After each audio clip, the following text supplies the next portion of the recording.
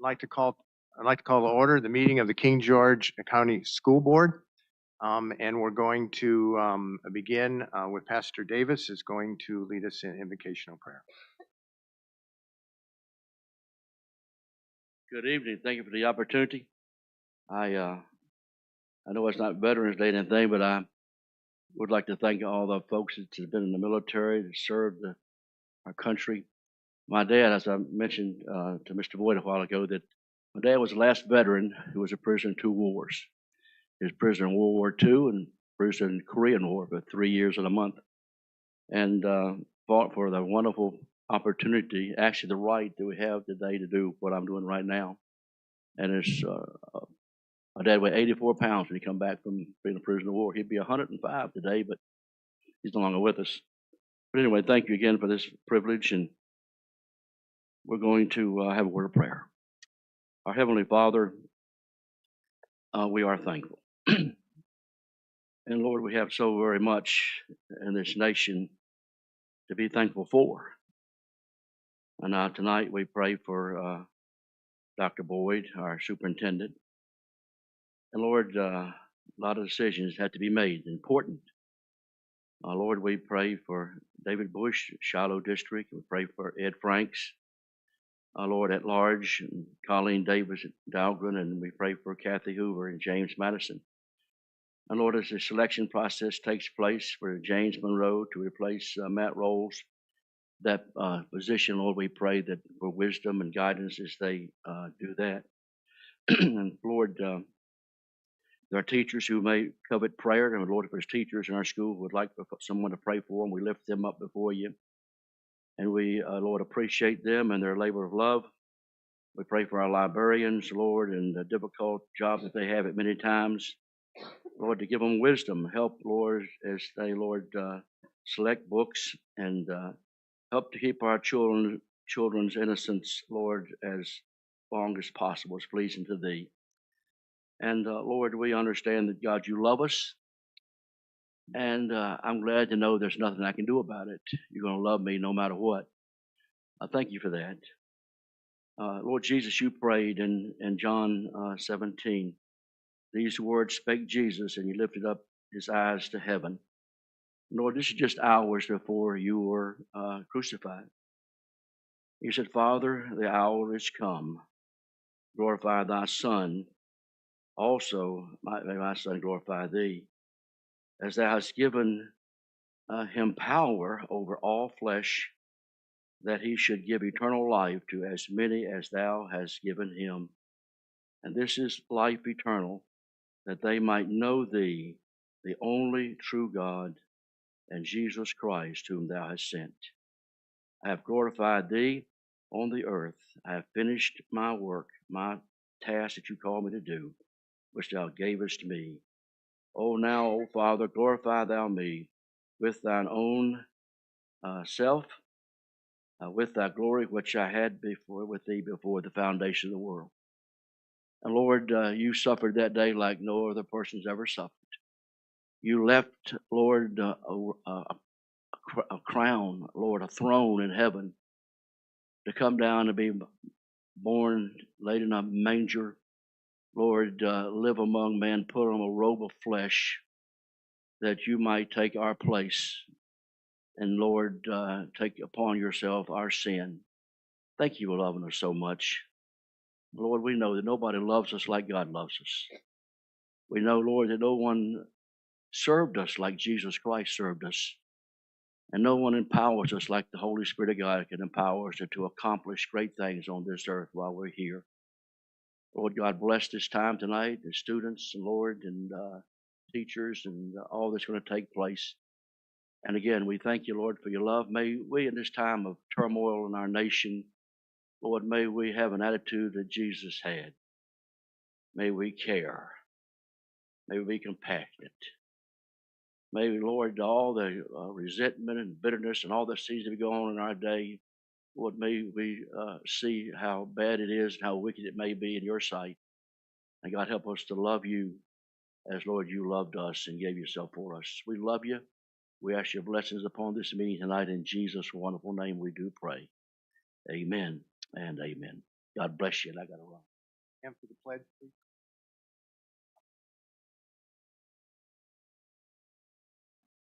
Led by, sorry, we're going to be led by the Anchor for Life will lead us. Thank you.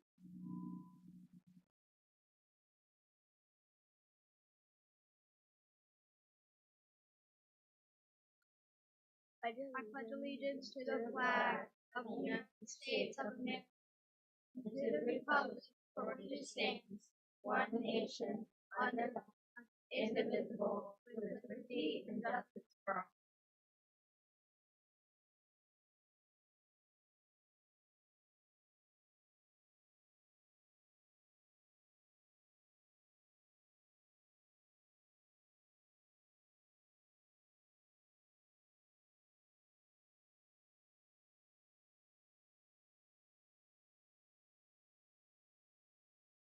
All right, let's hear a little bit about this Anchored for Life.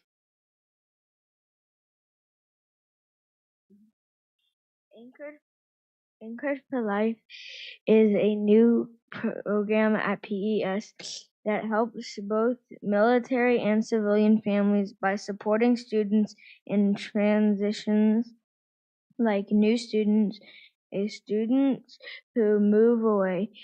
Our club has a administrative point of contract, Dr. Brown, and 2 observers, Miss Hanks and Miss Hillis. We have 8 student team leaders and a boy and girl crew member from every homeroom class. As team leaders, one of our responsibilities is to provide student training on Anchored for Life 8 change topics: bullying, deployment, fear, homework, healthy body, registration, making friends, and moving. When a new student arrives at PES, a team leader provides them with a welcome kit and a tour of our school. We introduce new students with our assigned crew member in their class. We help facilitate a sense of belonging with pairs. Through common interests, kits are also provided for students who move away or are dealing with other hardships.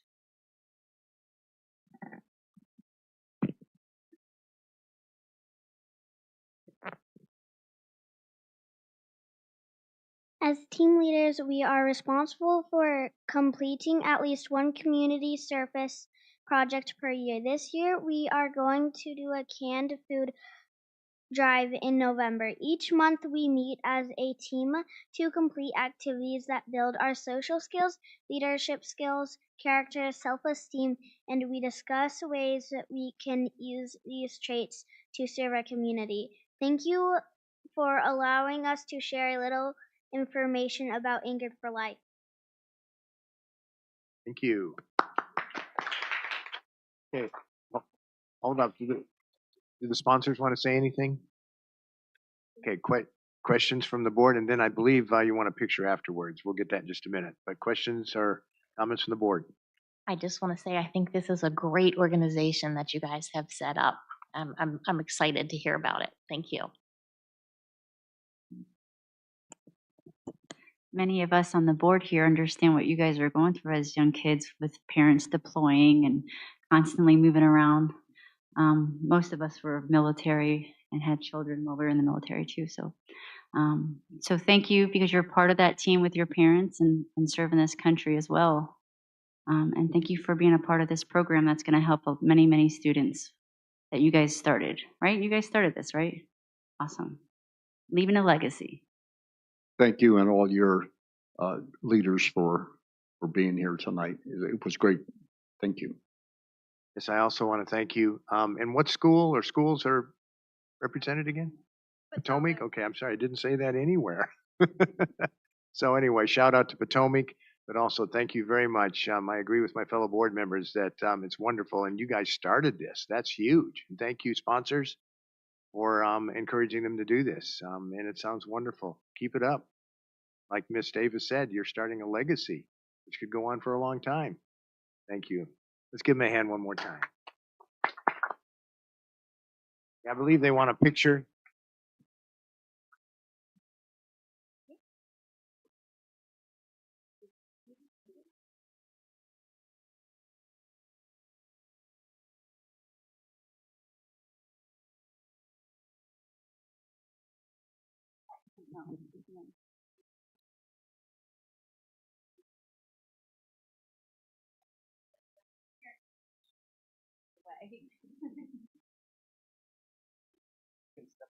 Yeah. please.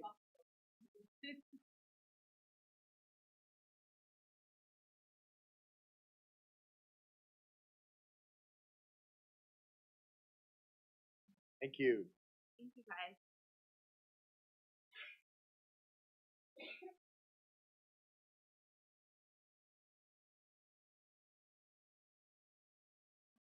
All right, next we have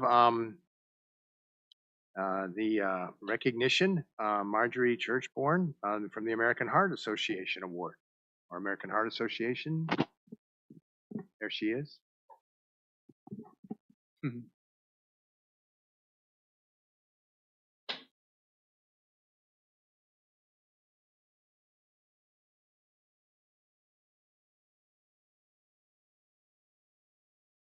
Hello. Hello. Sorry for the delay there. Well, good evening, everyone. My name is Marjorie Churchborn. This past summer, I celebrated my 11th year as your school district's heart partner at the American Heart Association and the American Stroke Association. Being connected to your school district in this way has been such a joy and an honor. You all care so deeply for your schools and have been such a joy to me personally as well. You clearly have made health and wellness of your students, staff, and families a priority. Heart disease is our nation's #1 cause of death, but in most cases, it is preventable by lifestyle changes and choices. Education about it truly saves lives. Over 350,000 people experience out-of-hospital cardiac arrests every year, and 23,000 of those are kids. 90% of people who experience an out-of-hospital cardiac arrest do not survive. Performing immediate hands-only CPR can double or triple a person's chance of survival. The only way to stay ahead of heart disease is through education. It is the key that we turn together. I'm here tonight to proudly share with you all that once again, King George County Schools has received our 100% Full County with Heart Award from American Heart Association. This digital badge you can proudly display to show everyone that every family at every school is given the opportunity to join their Heart Challenge team, learn ways to take care of their mind and body wellness, learn the warning signs of stroke, and the steps to hands-only CPR to learn how to help save a life. We had another great school year together last year. Thank you to Dr. Boyd and our school board members for your unwavering support of our long-running, life-saving partnership. I want to give a special thank you to my staff heart partners who have led their school's challenge this past year. Heather Mims, Jennifer Tonetti, David Baker, Jenny Schill, Jen Archibald, Casey Nice, TJ Schaefer, Janelle Davis, and Lisa Muhammad. We had 639 students and staff access our Heart Healthy information to participate in their school's Heart Challenge last year. And 110 students and staff here in King George even completed the steps to Finn's mission last year, which means we have added 110 families to our community who have learned hands-only CPR and can now jump in and help save a life, making our schools and community safer. Not only did we raise awareness and donations together, but thanks to the tremendous participation in our Heart Challenge programs this past year, $2,660 was awarded to King George schools to shop for new physical education equipment. And Dr. Melinda Brown at Potomac also helped her school get an extra $500 to shop for new wellness supplies by achieving her Principal Heart Challenge this past year. 2 of our King George schools even earned our top 25 Heart of Gold award this past year by being 2 of my top 25 schools in the state of Virginia, Potomac Elementary and Sealston Elementary. I've already had the joy and the honor of delivering these awards to these amazing schools, teachers, and principals. But tonight I brought a very special award to present to my heart partners at Potomac Elementary. It's our American Heart Association Eastern States Region Heart Healthy School Award. This award recognizes a Kids Heart Challenge school that has gone above and beyond to fully implement American Heart Association programs within their entire school. This is what I sent in to our national nomination committee when they asked me why I felt this school should receive this award. Potomac Elementary has truly embraced the idea of having their annual Kids Heart Challenge be an all-school celebration of health and wellness every year. They have outstanding administrators, including Principal Brown, who shares out all of our information with her students, staff, and families herself personally. The physical education teacher, Mrs. Heather Mims, always finds ways to include all of her students and her fellow staff. This past year, they even included the staff in their Kids Heart Challenge kickoff assembly to show them that their teachers and administrators want to be heart heroes too. When I showed up to give their assembly, the principals and teachers surprised me by all being dressed up as heart hero characters themselves. It was amazing. In my 11 years, that has never happened. This principal, Dr. Melinda Brown, even made a beautiful testimonial video for us to use and share. In her video, she speaks directly to fellow principals everywhere, sharing why she loves American Heart Association and our Kids Heart Challenge program. She strongly encourages other principals everywhere to include it in their school year, reminding us all that we all can learn how to help save a life. So thank you, Dr. Brown, Mrs. Mims. It has been my great honor, and I'm so excited to present you with this beautiful work of heart. It has been designed by one of our Heart Hero ambassadors, a young girl who was born with congenital heart disease. So this is great. This is for you, Dr. Brown. Thank you so very much, and thank you, King George Schools, for always giving us so much support. You're making a huge difference. Thank you. Thank you.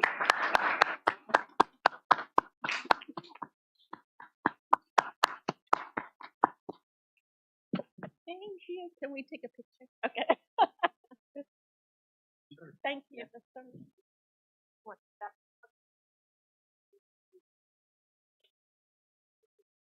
All right. Thank you.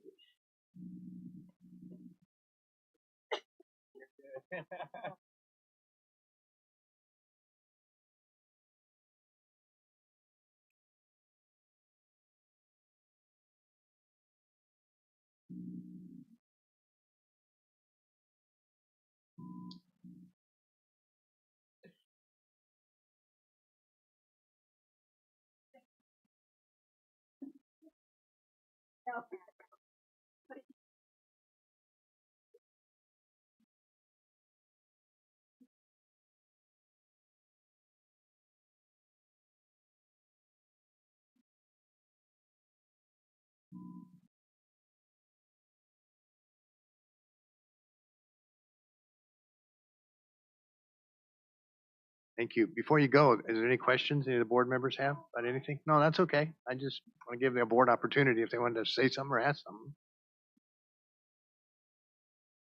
Thank you, Marjorie, for coming on short notice. We pulled this together. What day of the week was that? It was the end of last week, and she was like, "I'll be there." So we appreciate it. Thank you so much. We appreciate it. You're doing a wonderful job. Thank you. All right, now it's time for public comment. If you've not already signed up for public comment, you can please do so now. I have the paper here, so if there's someone here who hasn't signed up who still wants to make public comment, you can do so now. Public comment is a time for the community to present matters that they believe deserve the board's attention. Comments are one-way communication from the community member to the school board, and they are not a forum for dialogue or debate. The school board applies the following procedures to all speakers and does not discriminate based on identity of the speaker, the content of the speech, or the viewpoint of the speaker. Comments should be presented in a courteous, respectful, and appropriate manner. The public shall address the school board only on matters that are related to the services and policies of the school division. Speeches that cause disruption to the meeting, promote private business ventures, involve threats of any kind, involve intimidating language, or relate to public office campaigns, involve complaints identifying individual students, or personal attacks of staff is prohibited. Proper decorum and provisions of these procedural directive are expected to be followed at all public meetings of the school board. The members of the audience shall conduct themselves in the same manner as outlined above for the individual speakers and shall not disrupt an open public meeting of the school board nor incite others to do so. At the discretion of the chair, any person violating the rules listed above may be asked to leave the board meetings. When recognized by the chair, speakers will be asked to identify themselves by name, state their relationship to the school division, such as staff member, student, parent, community member, etc., and indicate in which magisterial district they reside. Commentary during public comment is limited to 3 minutes. And our speaker today, we only have one, is Alexander Strugatsky. I'll make it easier. Alexander Strugatsky. Thank you. Good evening. Welcome. Ladies and gentlemen, members of the board, Dr. Boyd, good evening again. I am a resident of King George, Monroe. Was there anything else I needed to? No, you're Okay, good. I'm good. Okay. I can give my spiel. So I want to bring to your awareness that a King George High School debate club is being organized. This, I believe, is a very important addition to the school's curriculum. The goal of the club is to teach students the art of debating through lectures, examples, and participation. Students will be instructed in rhetoric, logic, information gathering, and analysis, skills that are sorely missing in our daily lives, but are fundamental for a successful career. Additionally, I expect involvement of the students. The expected involvement of the students will positively affect their attendance in other classes, an issue that was raised in a previous board meeting. Lastly, I should mention, unfortunately, that there are several years ago, there was a debate club that was proposed and rejected, and I understand it was believed somehow that it would lead to violence, and I want to kind of preempt that issue. I would say that on the contrary, the debate club is what we need to reduce the likelihood of violence. It is the primary function of any school to prepare children for adulthood. And when young adults meet in the real world with various viewpoints, without verbal tools to defend their views, they resort to violence. That is what animals do because they lack the rhetoric, logic, information gathering, and analysis. It's our duty to teach our children these skills. I believe the debate club will be a success, and I'm looking forward to your support. Thank you. Thank you. Thank you. Just so you know, yeah, you have a full 3 minutes. You had another minute left. Unless anybody has any questions. Oh, no, it's not time for that, but thank you very much. All right, next, the superintendent's comment or comments. Yes, we only had one public comment tonight, so thank you, sir. I appreciate you coming this evening. I know we've talked on the phone, and you've got the procedures and such to continue your desire to begin the debate club. So if you need any support with that or help, please feel free to reach out to me. And we've already talked, so we certainly can do that. If I may only say, addressing to everybody else may be watching, please contact me. I put my name on several Facebook groups dealing with King George schools.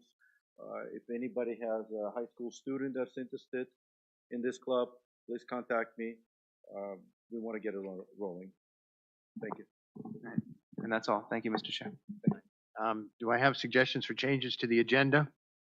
Yes, Mr. Chair, if we could, I know we have it on the agenda this evening, but if we could move student comment. Yeah. Oh, okay. I didn't know how you wanted to do that, but Yeah, it's been something that I think we've talked about, and it is on the agenda to make a permanent change to the agenda.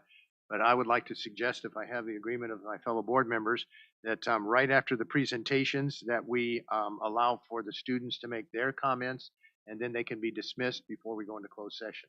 So that would be a change for today, and then we'll vote on a permanent change. Is that understood? Is that okay with my board members? I'm mostly asking about today only, because we're going to talk about the other during the discussion. Frank, not really a vote. That doesn't mean you have to leave. You can Oh, still yes, stay. you could stay if you wanted to. Please understand that. All right. Any other changes to the agenda? Board members? No? All right, then we will go on to the presentations, the instructional highlight, the summer externs.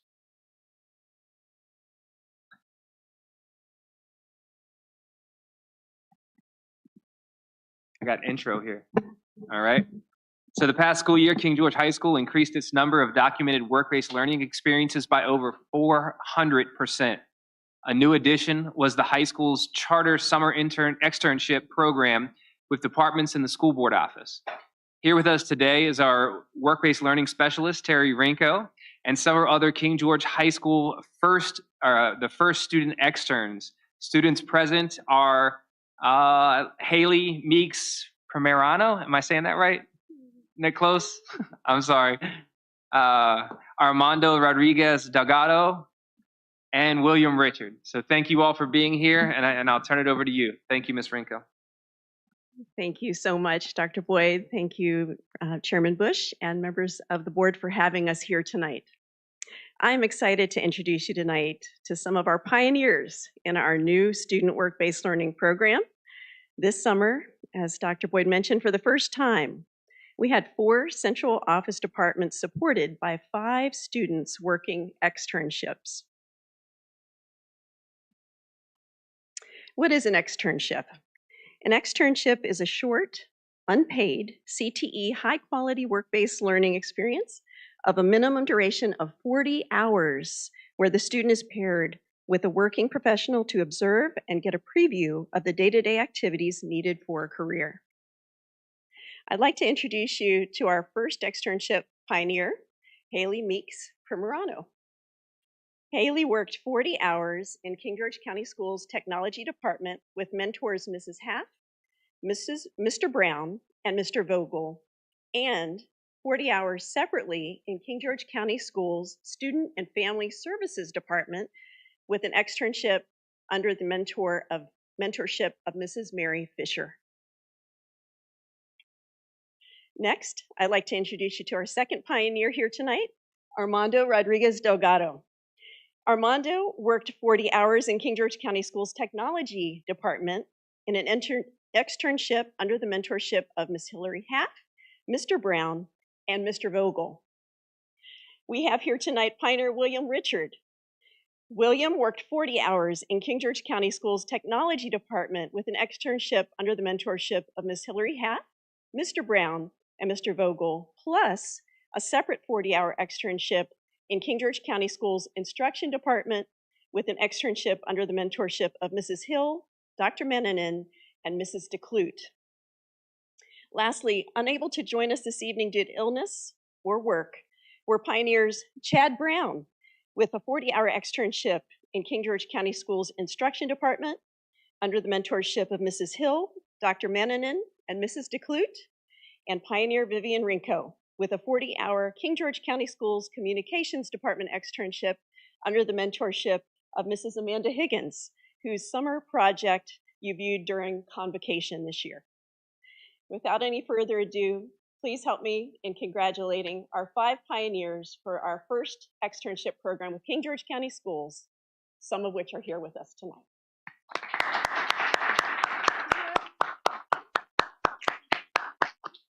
Well done. Thank you so much, Ms. Renko. Did any of the externs want to say anything? You don't have to. Oh. Yeah, I understand. Right. Well, congratulations. It's funny, that term is now just being used, and it's interesting. I'm seeing it in written form and different places, and now to see that we're actually using not only the term, but obviously the way students are participating in these kinds of activities is wonderful for them and their personal lives and their future resumes, but it's also wonderful for the schools here at King George. So thank you. You've done a great job. Keep it up for the time that you have left here. Thank you. And Very continue. proud of them, Yes, thank you. all seniors this year. Oh, excellent. All right. Any questions from other board members or comments? Real quick. Just want to say congratulations and also thank you, because I have teenagers trying to get them to do extra outside of regular schoolwork. So that's really big that you guys do something like that, going extra and beyond than what you have to do. So good job. All right. Thank you again. Experience. Thank you all. Thank you. All right. Next, we have the state accountability and accreditation. Yes, this evening we have Ms. Sandra Duff. Sandra has been with King George County Schools for many years and has served with me at King George High School for a number of those years, but now is in her first year as our division-wide DDOT. So she will give us our state accreditation and accountability report this year. Thank you, Sandra. Thank you. Good evening, everyone. Again, my name is Sandra Duff. I have been the coordinator of testing for 2 months. So I've been familiar with this data for the years of my teaching and time at the high school. This is an opportunity for me to present our state accreditation data. It is 99.9% done. The final reports and everything come out from the state next Monday. So we are technically still working with preliminary data, but the official, they're just cleaning up the official reports to come out. Please ask any questions as we go along. If there's something that doesn't make sense to you or that I say, I don't mind the interruption to clarify in the moment. Yeah, if I can say some board members, this is one thing I would say, as you have a question, ask it, because this is something I don't think we could wait till the end. You'll forget it.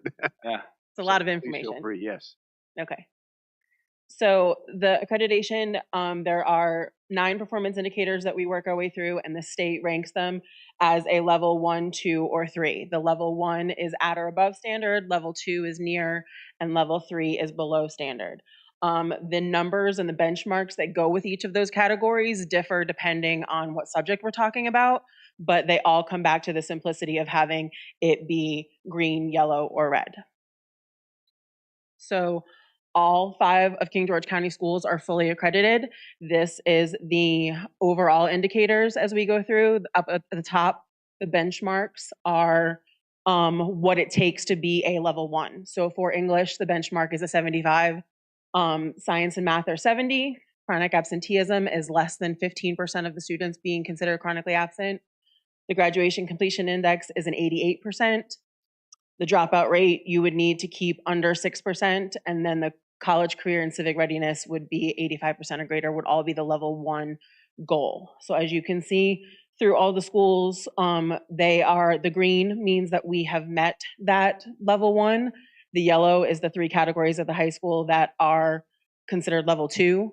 I also want to notate, especially in the chronic absenteeism column, there is an R10 or a 3-year after the number. What that means is, like King George Elementary, in order to be green, should have been 15%, but they reduced their failure rate by 10% from last year, so that allows them to be considered a level 1 school for chronic absenteeism. For Potomac, it is 15.4, so it's just above the threshold, but their 3-year average was below a 15, so that allows us to be a level 1 at that school.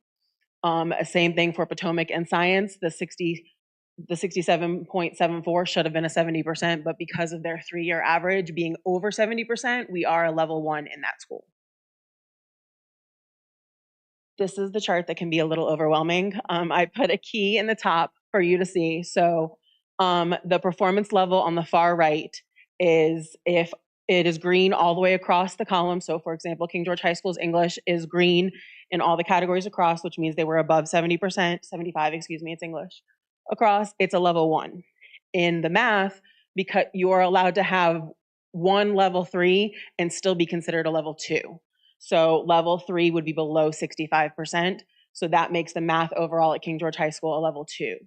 These are the subgroup data. These are achievement gap indicators. Basically, they take the groups listed across the top and they want to compare it to that all category. So they want to compare that 96% of the King George High School students in English passed the English exams, but the economically disadvantaged student subgroup was a 91.84. So it just shows you the gap between those specific groups and our all goal. And by breaking it down, it kind of shows you where we need to focus as a school system and as a school in order to fill in some of those gaps and get our overall levels to a level 1. If you look at King George Middle School's math, they have 3 level 3s, excuse me. So that means their overall performance level is a level 3. Traditionally, if we had a level 3, they would be accredited with conditions, but I was confused. Like I said, I started 2 months ago, so I was confused. But when I researched a little bit, because King George Middle School has triennial accreditation, they have been accredited fully for over 3 years. They kind of give you a year to get that fixed, and it's not accredited with conditions. So we have our focus. We know what we're doing. We've taken this data and we have met with all of the schools. We've done data meetings where we took this original data and we've took growth assessment data that the middle school and elementary schools did the 3rd week of school to kind of put together a plan of how to move forward. I was given the opportunity to meet with teachers in all 3 elementary schools and the middle school. The principals have embraced me coming in and not just doing this data piece, but also doing linking it to instruction and doing that teacher part that I still am in my heart. So it allows me to get in the buildings and do that information. The asterisks, I know it's kind of small in this chart. If there's one asterisk behind the number, it means that we reduce the failure rate by 10%. You'll look at the middle school. While we have work to do in the middle school, they're absolutely full of those asterisks where you can see that they reduce the failure rate by 10% or have a 3-year average of a higher goal. So we know what we need to target on, and we need to keep the forward momentum that they have there because they've reduced their failure rate by 10% last year and have room to still do that and continue to do that more. Is there any questions on this chart? Like I said, I know this one has a lot of information in it. Yeah, but I'll ask the other board members first. Questions, board members? Looking at, again, as you already recognized, the King George Middle School math, those 3 areas. So I want to make sure I understand. What might also be helpful sometimes, and I hate to give more work, but you mentioned about the last 3 years, but now with that one, those 3 areas, what you're saying is that for the past couple of years, that was in the yellow, is that right, or the green? I'm looking at those 3 areas for middle school math. Not necessarily those. So the 72% in English, having the asterisk being a 72, the goal is 75 in English. Right. So that 72 has an asterisk because it's green because we reduced the I failure was rate by talking 10%. about, I'm talking about the math, only the math. So the math numbers don't have those asterisks because we did not make enough growth in those areas to bring it up a level to a level 2 or 1.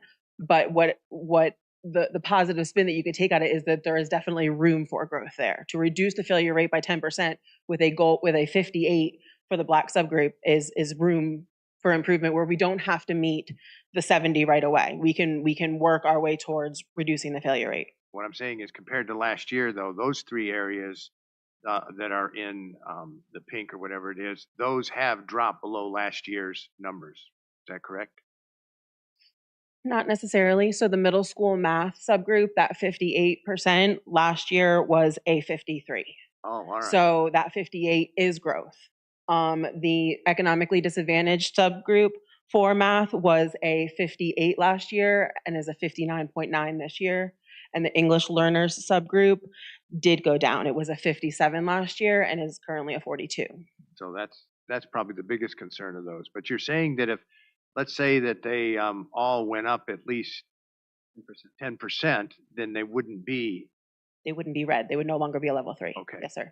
So basically, those first 2 numbers are close to the 10%, but the English learner dropped significantly.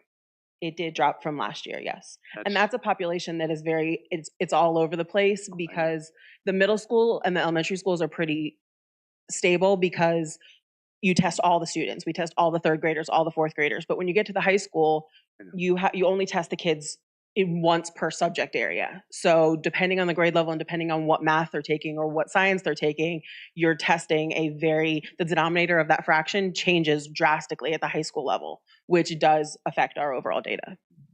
Has there been a discussion with the ELL teachers about, I'm sorry, not the EL, about the math, not the ELL, about the 42? As Yes. to reasons why? I mean, you mentioned one possible reason, but has there been a general discussion with them?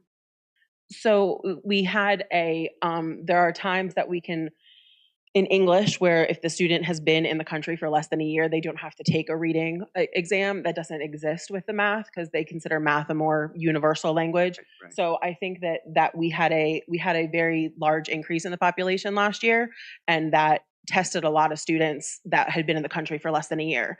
And while a math test is primarily math skills, there are reading pieces to it.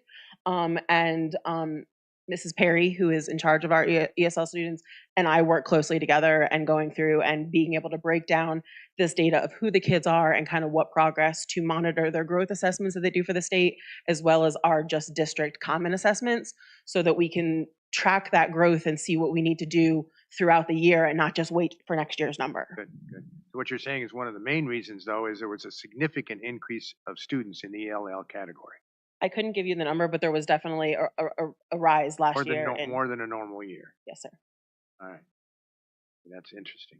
Any comments about the one red level where English at Sealston, the 53.3 students with disabilities? Was that what was it last year? And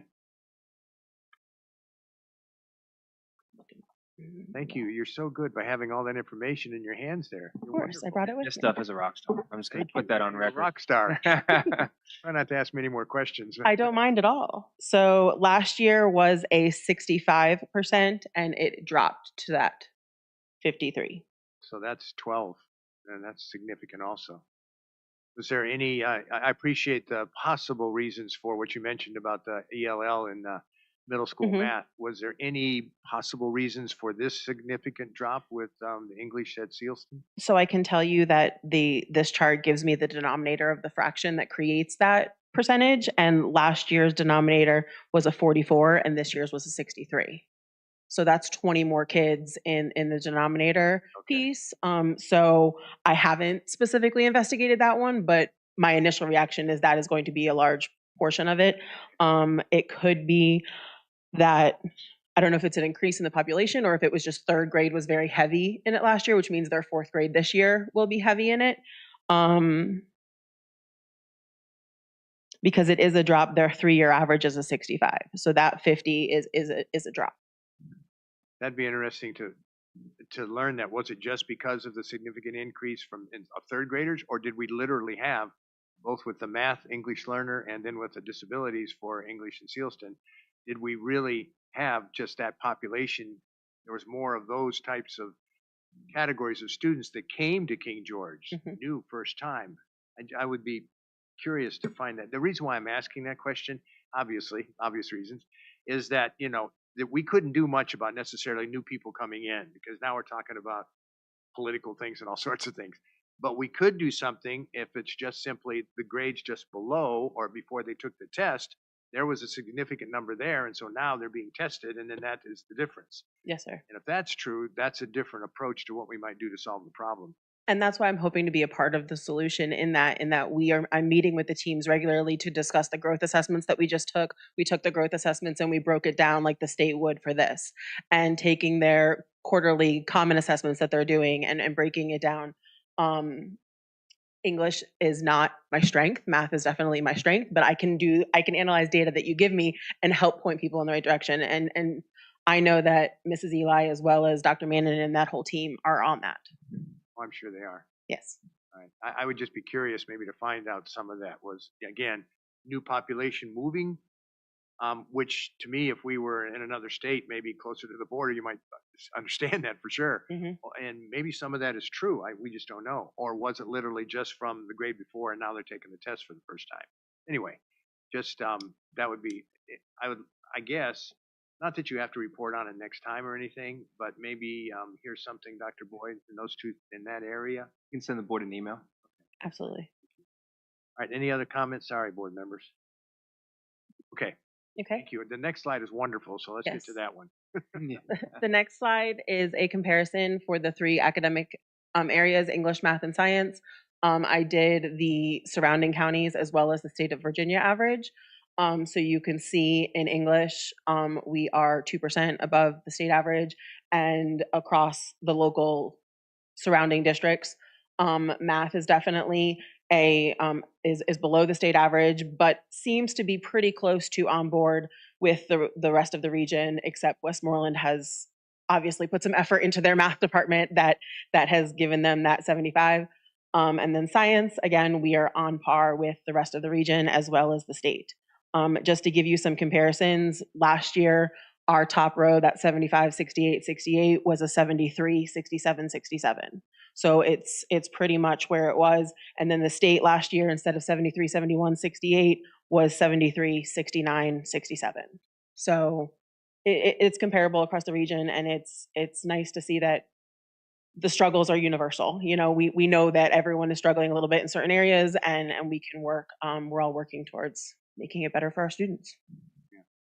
And this is kudos to our whole system, because overall we can see in comparison to other surrounding divisions, we're really doing very well compared to others. It's not saying we can't improve a whole lot. We can in the areas we just looked at in the previous slide, but this is good. Thank you. Any questions, board members, or comments?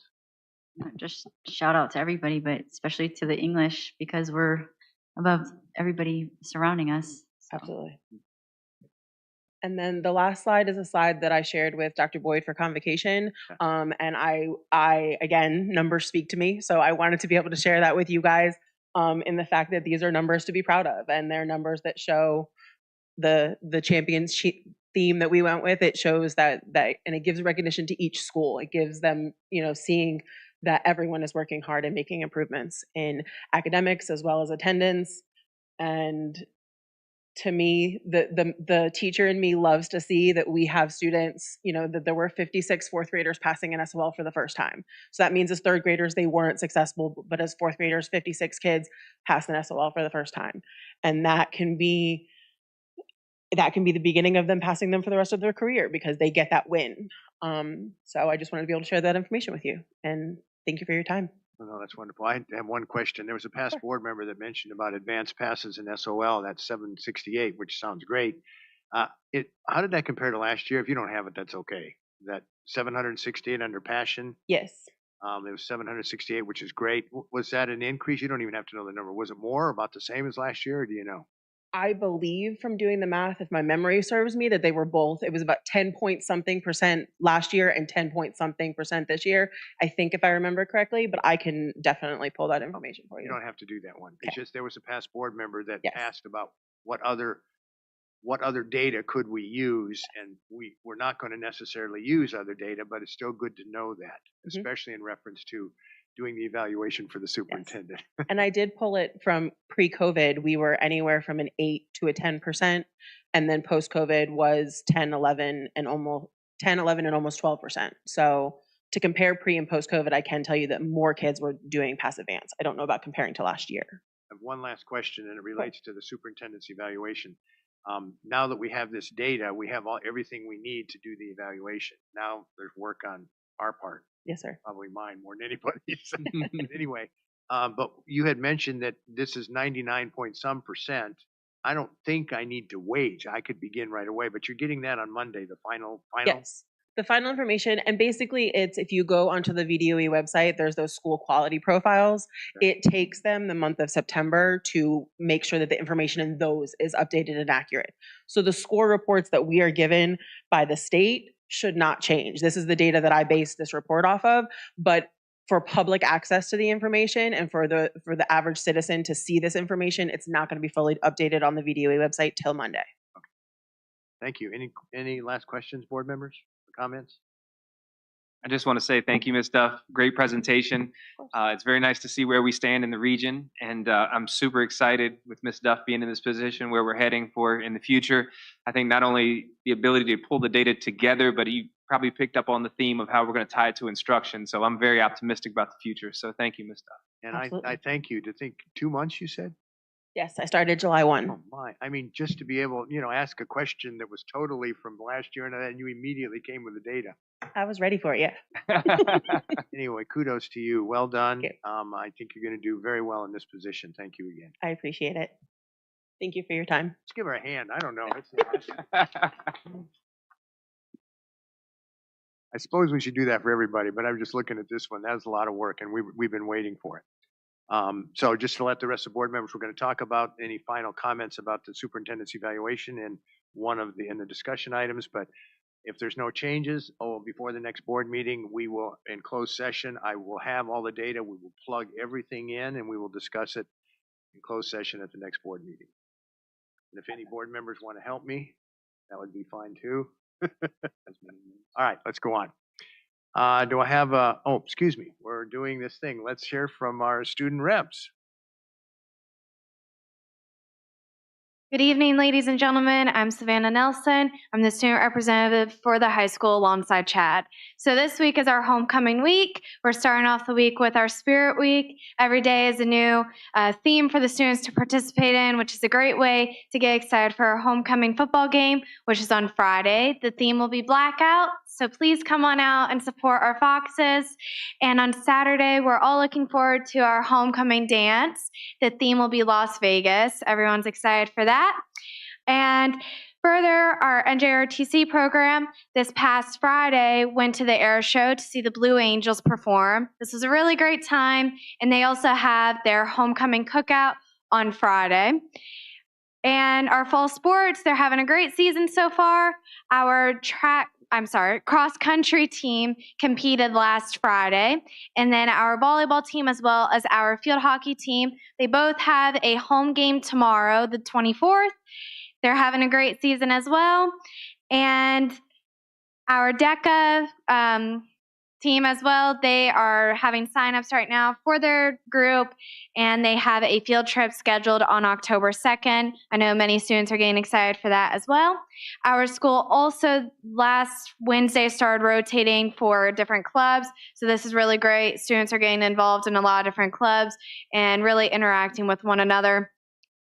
And we have our pep rally on Friday. This is also for our homecoming week, Spirit Week. Everyone's excited for that. And our CTE students had their reverse career fair last week, which was a great opportunity for them. I know there's been a lot of great feedback from them, getting able to share a little bit about themselves and meeting people across the county. And yeah, that's really all that's going on at the high school right now. We're off to a great start to the year, and we look forward to more. Thank you for your time.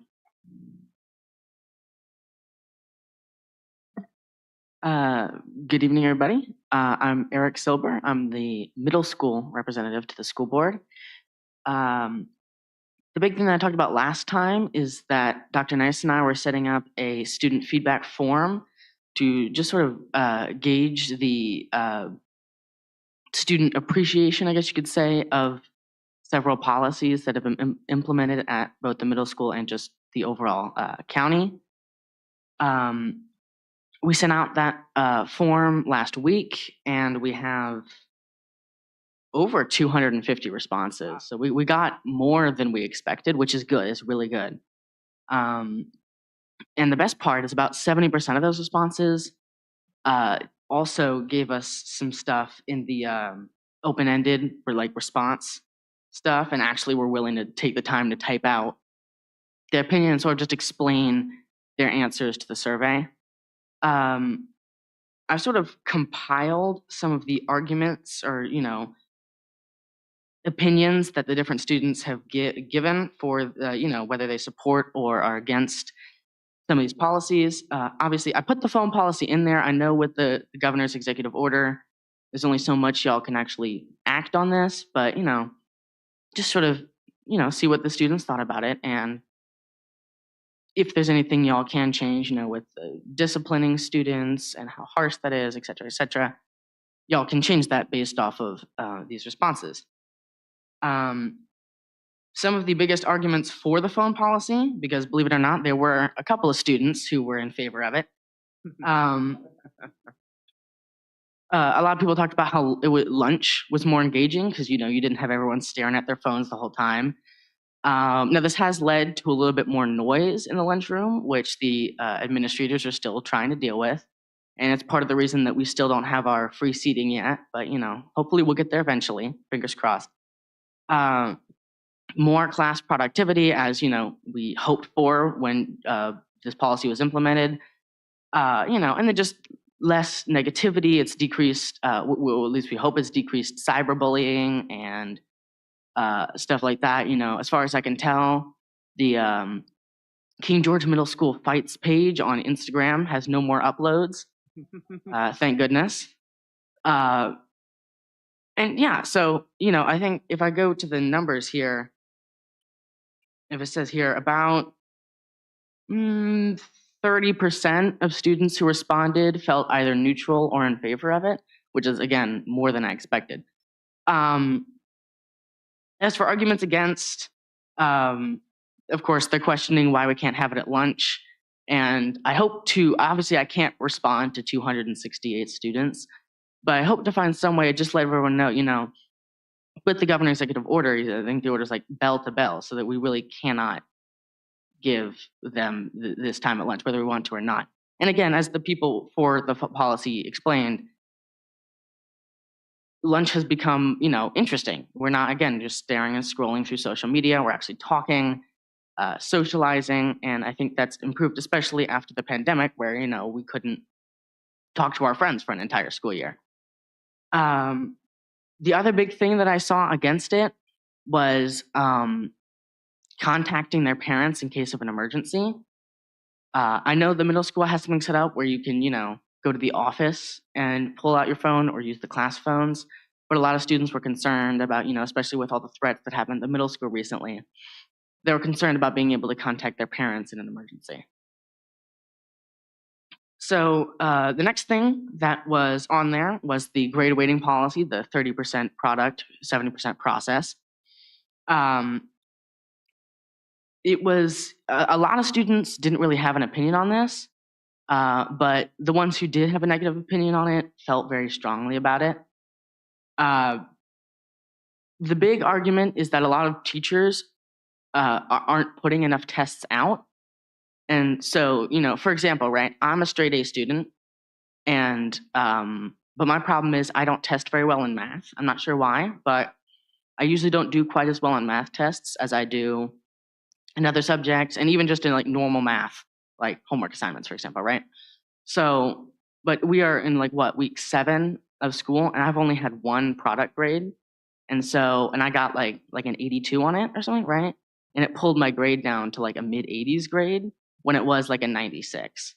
So if there was just some way that we could, just get word out to teachers to have them just make sure that they know that we need to put more. If the test grades are going to be worth so much, we have to have enough of them so that one can't pull us down to 2 letter grades, right? For getting a C, it pulls us down from an A to a C in our overall grade. Finally, for the dismissal process, a lot of people liked that there were less crowded hallways, as we had instead of having a third of the school go out at once, we had a fourth go out, and so getting to the buses is easier and a little bit more controlled. And then some people, because dismissal is taking a little bit longer now, maybe 10 minutes longer. So a lot of people enjoy the time that they get to socialize with their friends, because you have to be quiet all day at school, and we don't have free sitting at lunch. So there's really no time to talk to our friends during the day.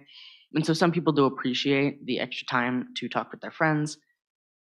However, if I go back to the numbers here, about 50% of students either disapprove or highly disapprove of the new dismissal process. And the biggest complaints that they had were a lot of people were getting home later, 10 to 20 minutes later, and that gave them less time for homework. The biggest thing in that area is they had less time because athletes and extracurricular activities aren't dismissed until usually the late bell, the last bell, or the last group of buses, which usually, I think dismissal starts at, 2:20 or 2:25, and they might not get dismissed till 2:45, 2:50. And so, for example, I had one girl who was on the volleyball team who said that she does not get enough, her team does not get enough time to practice in the afternoons because of how late they start. And then, that was the big thing. The other big thing that I saw for the dismissal process was, again, one of our waves is, because we're dismissed by waves now instead of grade, one of the waves is sort of sent out and then bunched at the entrance, the main entrance to the school. And it is sort of built as a bunch of small doorways instead of one big entrance. And so a lot of students were getting crammed or crushed trying to get to the doors because, as you know, we're middle schoolers. And so we decide the best way to get to our buses is to bolt as soon as they say go. And, we've had people fall and get hurt, or at least almost get hurt.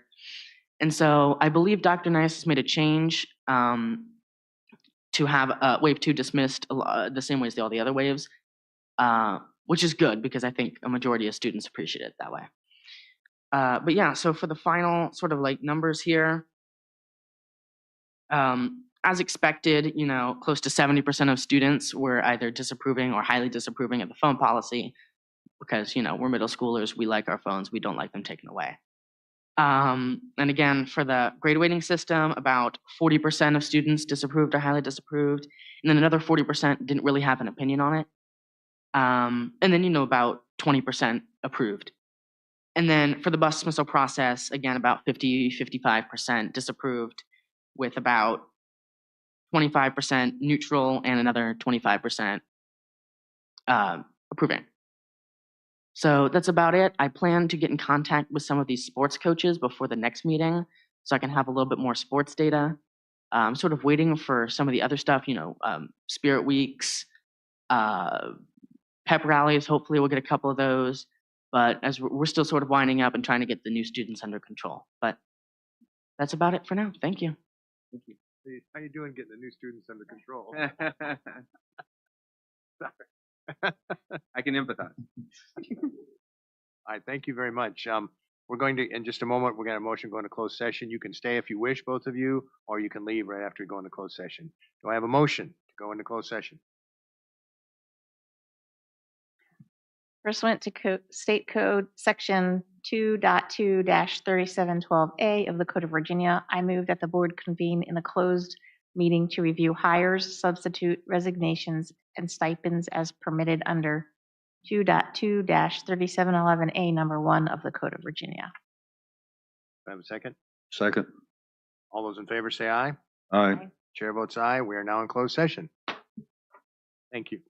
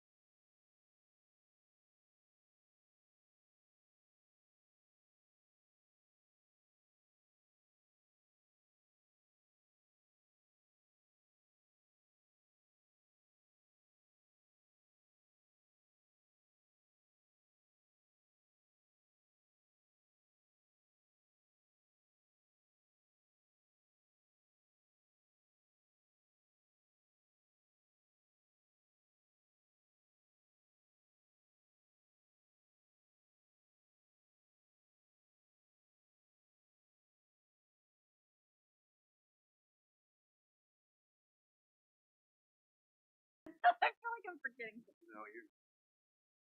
We're an hour ahead of schedule, what we normally.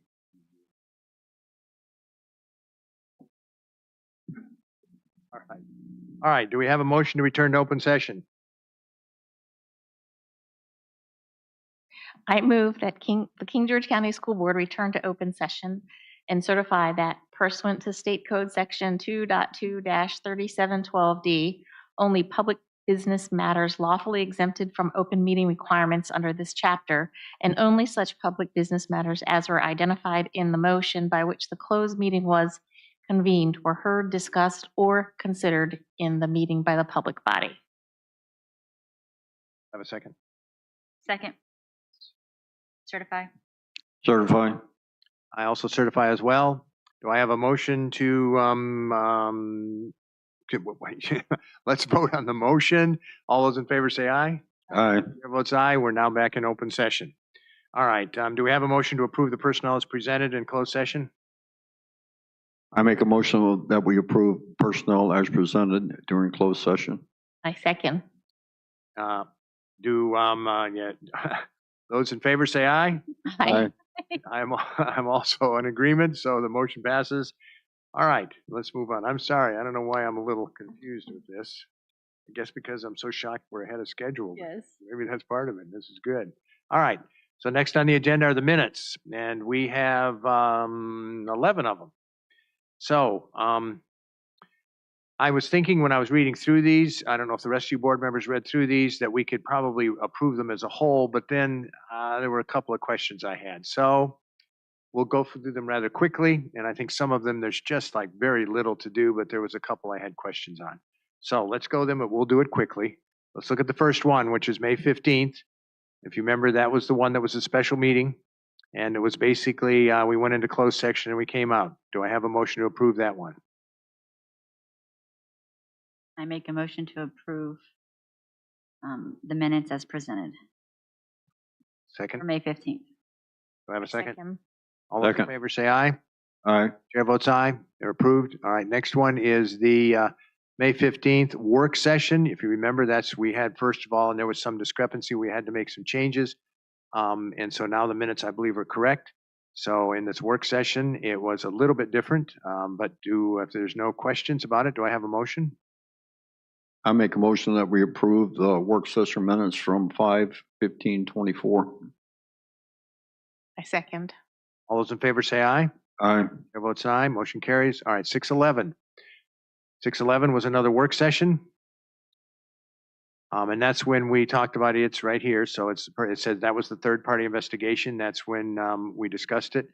So do I have a motion to approve those minutes? I make a motion that we approve the minutes from 6/11/24, the special meeting. I second. All those in favor say aye. Aye. Chair votes aye. All right, 624. Now we're getting into the regular meeting on 624. I read through this. I didn't see any significant problems. So do I have a motion or is there a question? This is the regular board meeting. No questions? Do I have a motion? I move that we approve the minutes from 6/24/24 as presented. Second. All those in favor say aye. Aye. And chair votes aye. All right, special meeting. Is this the one I had a question on? This was personnel, I believe. We went out and went in closed session. Oh, yeah. And that's it. All right. I move to make a motion to approve the minutes from July 3rd, 2024 as presented. Second. All those in favor? Aye. Chair votes aye. It's approved. All right, next one is 7:15, regular minutes. I have a motion unless there's a question. I move that we approve the regular meeting minutes for 7/15/24. I second.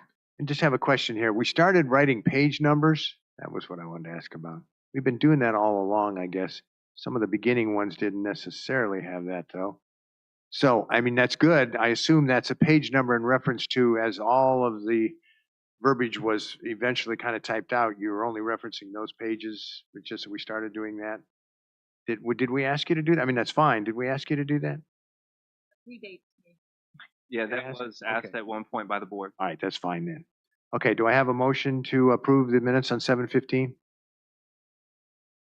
We did. Oh, that's right, I'm Yep, sorry. already did. Motion was already made and seconded. All those in favor say aye. Aye. Chair votes aye. It's approved. All right, two more, 7:25, Same thing. Personnel. personnel. Motion, I make a motion that we approve the special meeting held on 7/25/24. Second. all those in favor? Aye. Chair votes aye. Motion carries. Last one, 8:5. And this is a regular meeting. I make a motion that we approve the regular meeting held on 8/5/24. I second. Okay, this was a long one. Yeah, this is the one that went on until very late. All right, I apologize. I did not read through all of this. I just glanced at this one because it was so long. Are there any questions about this one? Then those questions, all those in favor to approve this, signify by saying aye. Aye. Chair votes aye. Motion carries. All the minutes are approved. All right, now we go to the action items. Vacancy resolution. All right, this is a big one. It relates to basically the resignation. And so I think I'm supposed to read this out loud. I'm going to anyway, even if I'm not supposed to. No, I am supposed to. I'm just. You are kidding. I know I am. All right, whereas the County School Board of King George, Virginia hereafter board is comprised of 5 members, whereas Matt Rolls was elected to represent the James Monroe District of King George County on the school board at the general election on the November 2nd, 2021, assuming the office for the term January 1st, 2022 through December 31st, 2025.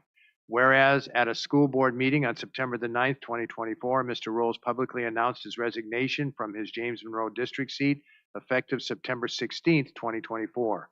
Whereas the remaining members of the board pursuant to Virginia Code 24.2-228 may appoint an individual to fill the vacancy created by Mr. Rolls' resignation within 45 days of the occurrence of the vacancy. Whereas the board desires to adopt a calendar for the activities required to fill the vacant board seat and to approve advertisements related to the requirements for the filling the vacancy. Now therefore be it resolved hereby that the attached calendar is adopted for the activities required by the board in filling the vacant James Monroe District School Board member seat, and it is further resolved that the school board approves the advertisement for letters of interest and substantially the same form as the advertisement attached here too. All right, now before we get to the motion, let's look at those things that resolution pertains to, and then we'll have a motion after we look at all these. All right, here's the timeline that the resolution proposes, which basically says today we approve the a resolution, then tomorrow, should be September 24th. That's correct. What is? Okay, yeah, then tomorrow it goes out, advertise the letters of interest, and then the deadline for the letter of interest is October the 2nd. And then we will discuss, interview, and announce the candidates on October the 7th. And that's the time, it's the 7th, when they're going to each speak for 10 minutes. Is that correct? Correct. Okay, now this one, I just want to mention something, and I don't know whether the rest of you heard this, but individually, I think I may have spoken with you. If we have 4 or 5 candidates, we have no idea how many we're going to have. If we have 4 or 5, that might be a late night, because I would like to take, if there's 4, let's say 5. If there's 5 or less, I would like to interview them that night and get this over with. If we don't do that because of the time constraints, we're going to have to call another meeting just for the interviews. So if there's 5 or less, then this is not a vote for this particular thing. But 5 or less, it's going to mean a late meeting, because that's 50 minutes alone from each one of them speaking. And then it's probably another hour or 2 interviewing them. But I still would like to spend that so we can get it over with. If it's 6 or more, I don't see how we can finish before 10 o'clock. So is that a general consensus? I'm hoping it will be less than. We've had later nights. Pardon? We've had later nights. I know. Well, that's the question for all of you. And we'll go on from this. Is you want to say no matter how many we have, we'll interview them all? I'm in. And get it over with? I would ask everyone. It's fine with me. All right. Dr. I think it's entirely your discretion too. No. You can choose how many you want to interview. I know, You that's don't what I'm have to saying. interview everyone. Exactly what I'm saying now. And I think if we have to, we can start early. Okay, that's a good point, Mr. Frank. So if we see we have like, say, 7, Maybe we'll start, if we can. We start at 5. 5 o'clock. Yeah. It was Matt who couldn't start earlier. Exactly. That's a good point. I like that. But it's going to be, it could be a long, we may only have, I'm guessing we'll have maybe 3. That's a total guess. But are we okay then if we have, say, more than, but let's use 5 of that number. If it's 5, let's go ahead and start at 6. But if it's more than that, let's start at 5. That's fine. And we'll keep you guys in the loop on. Yes, how we need folks to are know coming from in. all of you how many are applying. But are you saying it's still going to take about an hour per person? Oh, no. Total. No interview? Yeah, I'm saying the interview, they're going to speak each for 10 minutes. That's by law. Then after they're all done speaking, we'll have them sit down and then we'll call them individually into the back and we'll interview them. And I'm hoping we'll have, after hearing them and writing down notes, hopefully we can interview each one in about 10 or 15 minutes. And then we'll call the next one in and so on. Is this going to be a small agenda? Well, I would say that depending on the number of people, we might hardly have any agenda besides this. Understood. Important, Yeah, this is important. We got to get this done and we have a time constraint. All right, I think we're decided with that. School board then appoints the due board member on October the 14th, and I had suggested that not only appointing him, but we'll have someone here to swear him in, him or her. Yes. Is that agreeable with the rest of the board? Yes. So that way then, that'll be at the beginning of the meeting, then they can be part of the board, and even though they'll be brand new and they'll probably just listen that first meeting, or do you want to say, why don't you let them hold off and they'll just be part of the next meeting and we'll swear them in at the end of the meeting? It's a great idea to swear him in and. Swear them in and let them sit down and be part of us? Frank? Yes. That's good? Yes. But yeah. All right. I don't have, yeah. Okay, let's go on. That's the. So, go Mr. ahead. Chair, if I could, I just want to highlight at one point, currently our October school board meeting is scheduled for that Wednesday, October 16th. I would just like the board to That's right. see if we can move that meeting to Monday, October 14th. So it's currently scheduled for the 16th. That had to do with the fact that Monday was a holiday. But given the timeline that we need to stick to in terms of this vacancy, we would request that we move that meeting to Monday, the 14th, if there's no objection from board members. Thank you for reminding me of that, Dr. Boyd. It's good with me. I'm down for anything. I'll be here. All right, sounds good. So that's what we'll do. Thank you, Dr. Boyd. If you'd make sure of that, there's something else, Aaron? Yes, we'll also need to call a special meeting for October 7th. So we will go ahead and do that. That's on the timeline. No, everything on the timeline, go ahead with. The board's pretty much said, go ahead with it. Okay. And we obviously, I know board members, this is probably in fact, I can already see I'm going to have some major problems, but this is going to have to take priority over all those. Boy, that's hard to say. That's all right. Okay, let's look at the letter that's going to go out. That's, if you go ahead and go down to the next document. The King George County School Board is seeking letters of interest. This is what's going to go in the newspapers. Letters of interest from qualified candidates to fill the James Monroe Election District vacancy on the King George County School Board. Candidates must be registered voters and live in the James Monroe Election District. Let me stop there for a minute. I assume, Aaron, you're going to, Ms.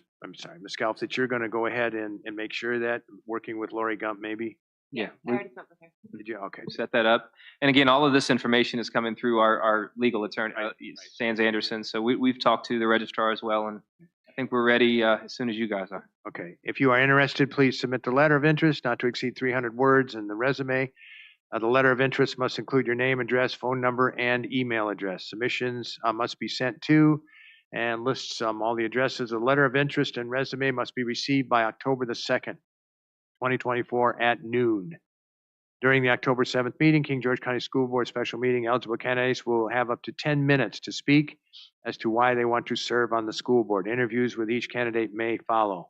And that's where we'll be able to tell them, but it sounds like you can almost change that. Well, you can still keep it as may, that's fine, but they need to know that they may stay, and if there's 6 or 7, they need to be ready to stay for the entire time. All right, there's, I think that is it. All right, so the motion will be to approve the resolution and then all those documents that are associated with it, which are referenced in the resolution. So do I have a motion? I- To approve the resolution, which has the attached documents. I make a motion that we approve the resolution and attachments. I second. Any further discussion? All those in favor say aye. Aye. Motion carries unanimously. Thank you. All right, let's go on. And thank you, board members, for being united in this, getting this done as quickly as possible. All right, BDDC-F1 regular agenda meeting format. We've already spoken a little bit about this. And basically, This just updates the verbiage that you read during public comment. And the It student- moves our student comment up to after presentations. Right. And if you remember, we had actions resulting from closed meeting way down at the bottom that we moved up to after closed meeting. So those were the three changes that we're asking for approval for this evening. which is really what we're doing today. Correct. All right, do I have a motion? I make a motion that we approve the updated agenda as proposed. Second. Any further discussion? All those in favor say aye. Aye. Chair votes aye, it's unanimous. All right, let's move on now. The CBG-F, the superintendent evaluation process. I believe this is something that we might have approved last time, but there was some possibilities for some additions. Those have changed. So the only thing that we're really doing is, if you look down under item 2, it says if any of the 3 areas of the unacceptable rating improved by 5 percentage points or more from the previous year, place it in the developing needs improvement area. So that's really the only one, which was discussed before. And then if you'll notice under the school board survey, we crossed out all those names because it's pretty much in that last sentence. The survey is issued to all parents and emails on the file who wish to participate, and the superintendent direct reports and all staff. Leadership surveys respondents include all supervisors and coordinators. We've already done that this year. It's just that this is making it an official part of his evaluation. I would recommend, though, is maybe next spring or summer, that we might even streamline this a little bit more. But we don't have to talk much more about that.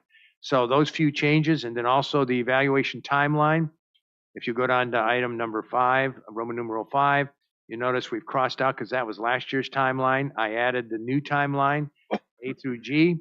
And if you can see, we're pretty much at E right there, the first or second meeting in September, and this is second meeting? Yeah. Yes, this Actually, is the we're second right meeting. on time. Okay, so we're really right on schedule with this because the SEO of the data was presented today and in the second meeting in October. So we've got probably, I'll just let you know, that meeting I spoke about earlier to talk about the superintendents and all the data that I'll put together with that. We're going to do that after the new board member is appointed. Okay? I think it's, we need to focus on getting that done. And so after he's appointed, which still means that we'll have that done by, what was that last date? The date that they're being sworn in. 14th is the swear-in. Is that the date.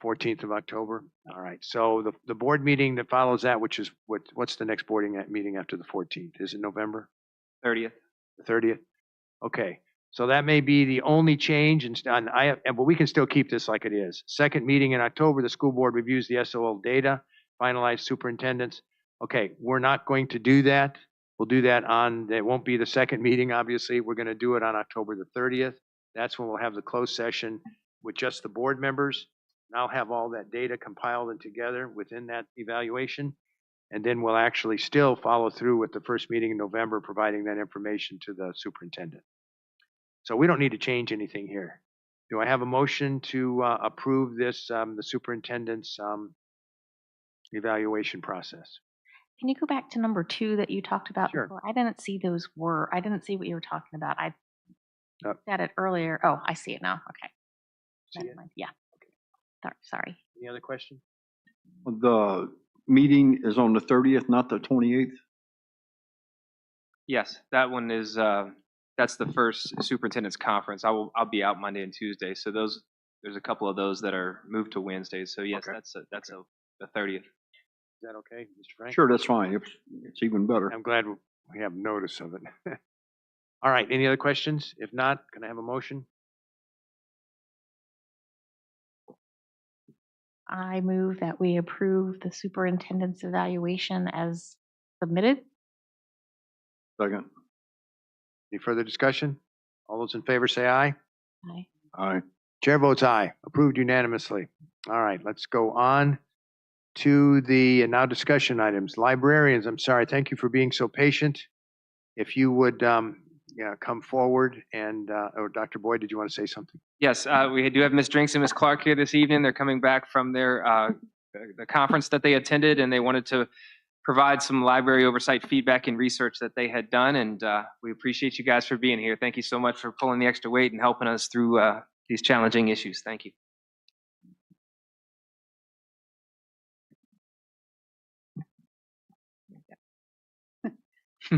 It doesn't want to stay. Okay, we'll do that. I was able to attend. It's a monthly supervisor meeting. It was already scheduled for September 19th. And so I attended that. It's a virtual meeting about 2 hours long. And librarians, library supervisors, media specialists, curriculum specialists from across the state of Virginia attend these monthly meetings. And then I had added an item to their agenda to ask the questions that were posed by the school board to get some more feedback. So I shared the feedback and research with the school board, and I started with the introduction just to clarify some of those programs that we had talked about at the last meeting, just to make sure when we were using Follett Destiny, Tidal Wave, and Destiny Discover, that there was a reference to that. While attending the meeting, there were 26 virtual attendees. I had posed the question about their potential purchase list for community viewing, if that was required before purchase, and if they had a library advisory committee within their county. Representatives from 3 districts said that they do post their purchase list for viewing: Warren County, Goochland, and Franklin County. Warren County, she specifically let me know that they post theirs as a coming soon list.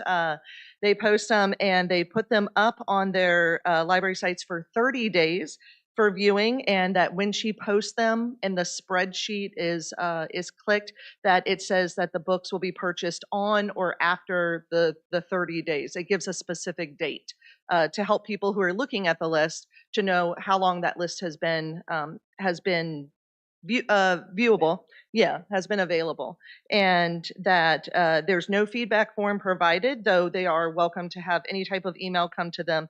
It's for a community parent notification only, just as a transparency. And they do that. They're a smaller community like us, and so they do that. They're elementary, middle, and high school via their websites. Goochland does a single spreadsheet, and that's for elementary, middle as 3 separate tabs on their main county website. The list is updated the first of the month. They do more purchasing, it appears, than we do, because we're right now scheduled to do 1 per quarter. And the Google feedback form, they have one very similar to the one that Dr. Wright had created. I clicked on it and looked through the questions. They post on the first of the month. The feedback is due the 15th, so similar to us with the 15 days.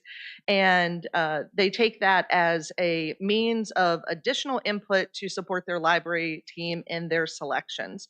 And then Franklin County posts theirs on their websites. They do it only as a notification. There's no feedback form for them as well. And even though they post theirs on the websites, they do not give a 15 or 30 day. They're not required to wait any amount of time to purchase their books that are posted.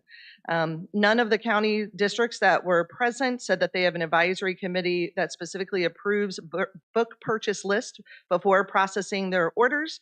One county, Franklin, did say that they do have a division library committee that is made up of the school librarians, school representatives, she said specifically teachers, 1 parent representative, 2 school board members, and 1 community member. They discussed the purchase list at the meeting. They passed them around. But like I had said, nobody is required to wait to do their purchasing, and she did not specify on what else that committee does. She said it's just been in place for a few years, and it's just how they've always done things. And then I had sent out an email to some of our local surrounding counties to get more specific information, to Stafford, Caroline, Spotsylvania, and got some feedback from there, and included their emails exactly as they emailed back to me with how they purchase their processing for their book purchases and their general library oversight requirements, and how they solicit feedback from parents. So what did you hear from Stafford and those other ones? So Stafford wrote back to me. I heard from 2 of their middle school librarians, and they let me know that with both of them, it was the same thing, is that the librarian of the building is specifically in charge of creating the list of books that will be purchased. Both of them said they submit their orders to their principal as a building administrator. Both said that neither their principals typically look over the list but do not research it in any great detail, that they then place their orders. And then the books come into them, and that they do not have any pre-posting of their purchase list, and that they do not have any feedback that is specifically requested of parents, that if any parent brought a concern about a book, that they would follow their challenge procedures, and that parents they make it very visible for parents that they can use the Destiny card catalog to look and see what the new titles are based on the feature, based on how they're featured in the district. With Spotsylvania High School, she let me know that she pretty much follows the exact same thing that we heard from Stafford, is that each of the building librarians are the ones who compose the list. She specifically told me that they really have to be specific in their school because of their population of students. She's at Spotsylvania High School. She said, I have a large number of students who enjoy fishing and hunting and ATVs. And so she's like, my order list would look nothing like another high school's list because of our population of students. So they don't really, she said, we work very independently. There's not like, oh, well, if I'm ordering these books, you should order these books at your school. And when the books are purchased, she orders through Amazon, and that they come to the school, that she and the library secretary get them all ready for the shelf, that she does not send her list to anyone for approval, and that her principal has an understanding with her and trusts her professional judgment to make book choices, and that it's ultimately his responsibility for what goes on the shelves, and that he expects her to follow her training in order to select those titles. And she made the same point, that the titles are all accessible through Destiny. Parents are able to see anything that their students are not only checking out, but what's available to their students. And they can make requests to librarians to limit access on a particular topic or a title, and that those notes would be visible in Destiny to anyone who is doing checkout. Wow. Okay. Again, you've done quite a bit of research. So from what I understanding is Franklin was really the only one, not that it's an approval committee, but there is a committee, and the rest of them didn't have a committee at all. Regardless, I understand committee, advisory, whatever. And we had an email I was sent, I don't know if all of us received it, an email that Colonial Beach also had a committee. Had you heard anything from Colonial Beach? They did not attend the meeting, and I did not get feedback from them. So let's assume that email that they do have a committee in Colonial Beach. I believe that was the one. You got that email too, didn't you? Well, I heard you say that you reached out to Caroline County. You did not get a response from them? No. Okay. Did someone hear that Caroline had a? I think that was one of them. They do. I mean, but the committee is different. So what they're researching is if there's like a pre-purchase committee too. So that's not really what you're seeing. What you're seeing is mostly kind of what we already had was a committee to, if a book was appealed, it would go through a committee process. And that's where the committee laid. Okay, so really then just. Not purchasing it, but if a book was appealed. But all I'm saying is committee of any kind, then of all of these divisions, there's, regardless of what the committee does, there's sort of a committee. Franklin and Colonial Beach and Hanover, Fairfax, Virginia Beach, Caroline County, Westmoreland County. Here's Caroline. Leadership at each school is responsible for establishing committees annually to review instructional materials, including supplemental materials with sexually explicit content. The committee should be in place prior to the start of each year in order to provide the required 30-day notice of the course syllabus. Each school committee will consist of a school administrator, a school counselor, a literacy coach, a media specialist, 3 teachers, 1 parent. Where's that from? Caroline County. But it's not like, what she's saying is right, not to check the purchase of the book. It's not checking the purchase of the book. But most of the research that I saw said that there was a list like we are putting out that says the books that were incomplete for parents to review. And most of them that I saw were given like 30 days to review that. Well, in a way, I'm sorry, just to interject here. In a way, what you've done, it's almost as if, you guys have shown it's almost like all of King George is like the committee, because all of King George is looking at all the books that it's going to be purchased. And the process of appealing, if they want to, they can send an email to you if there's a problem with one. And then it goes through a normal process if, as far as decision making. So, all right, what do we want to do with this concept of a committee based on what the librarians have done? This is a discussion item. So we don't necessarily need to vote on anything. If we don't want to make any changes and we want things to just continue as normal, then there's no reason to have a motion. If we want to make changes, let's discuss that now and look at the possibility of a motion.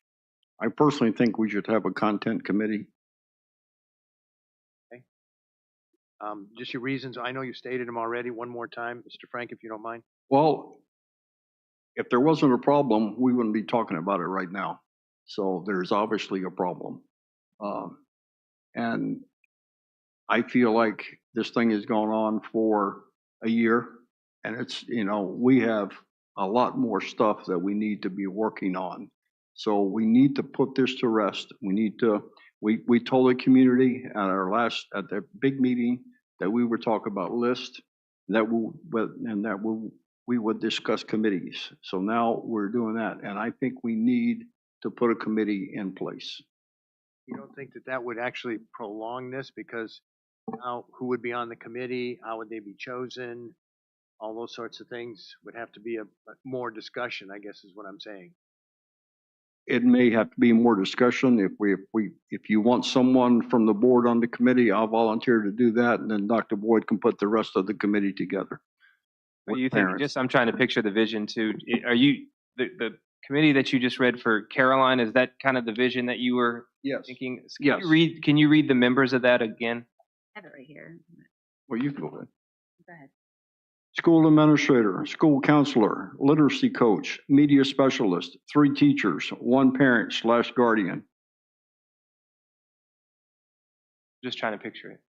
That's prior to the purchase? Is that like, how, or is that? What will they do exactly? What will the committee do?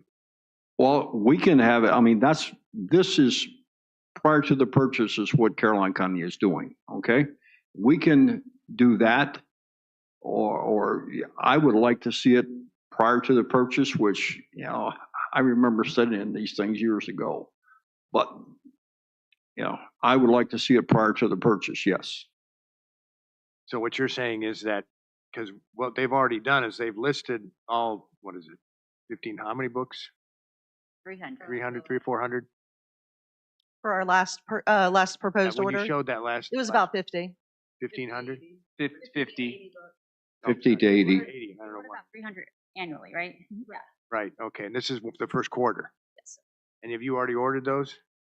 Yes. Okay, We approved it last year. right, I know we did. I just wanted to make sure and clarify things. So you're saying then for this next order, Mr. Frank, you would like to see a committee before they purchase the next group of books? Yes. All right, other thoughts, board members? One last clarifying question. Is that in lieu of posting it publicly or with posting it publicly? And how would we measure those two things? I think if we have a committee, there would be no need to post it publicly.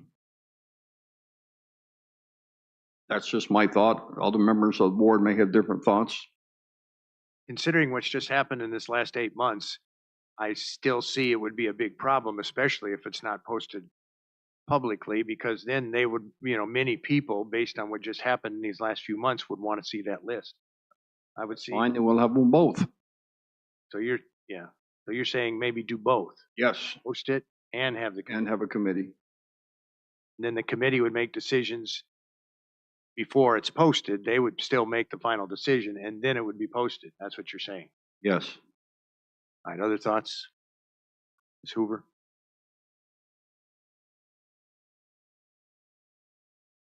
I think that maybe we post the list like we've done, and then if there, one of two things, if there's concerns or questions about, say there's 50 books and the 3 of them are, you have feedback, then maybe that's when the committee could step in and review instead of having to review 300 books a year.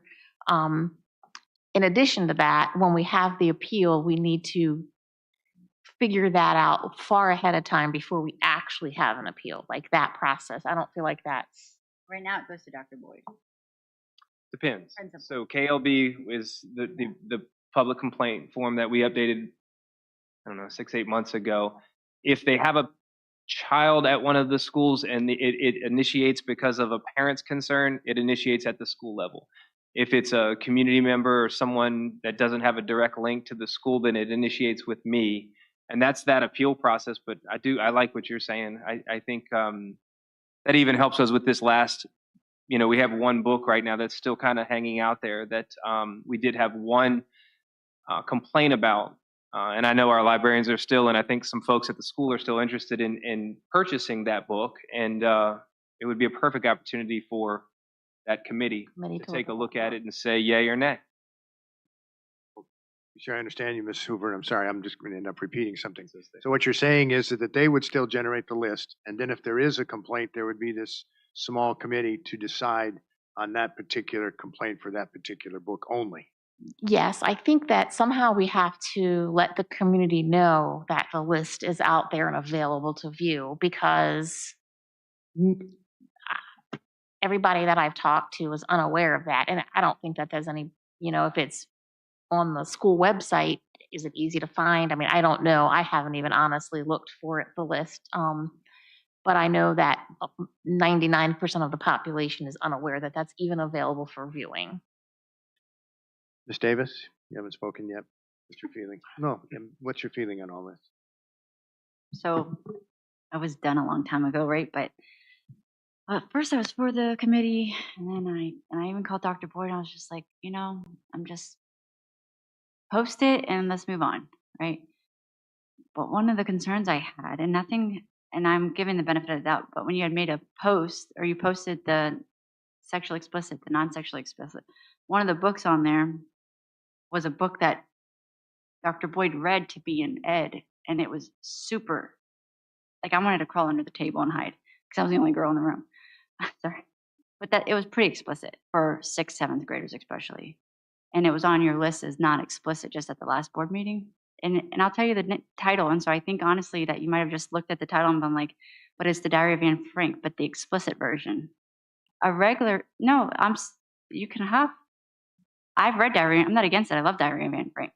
But what me and him had realized is that there's 2 versions of the Diary of Anne Frank.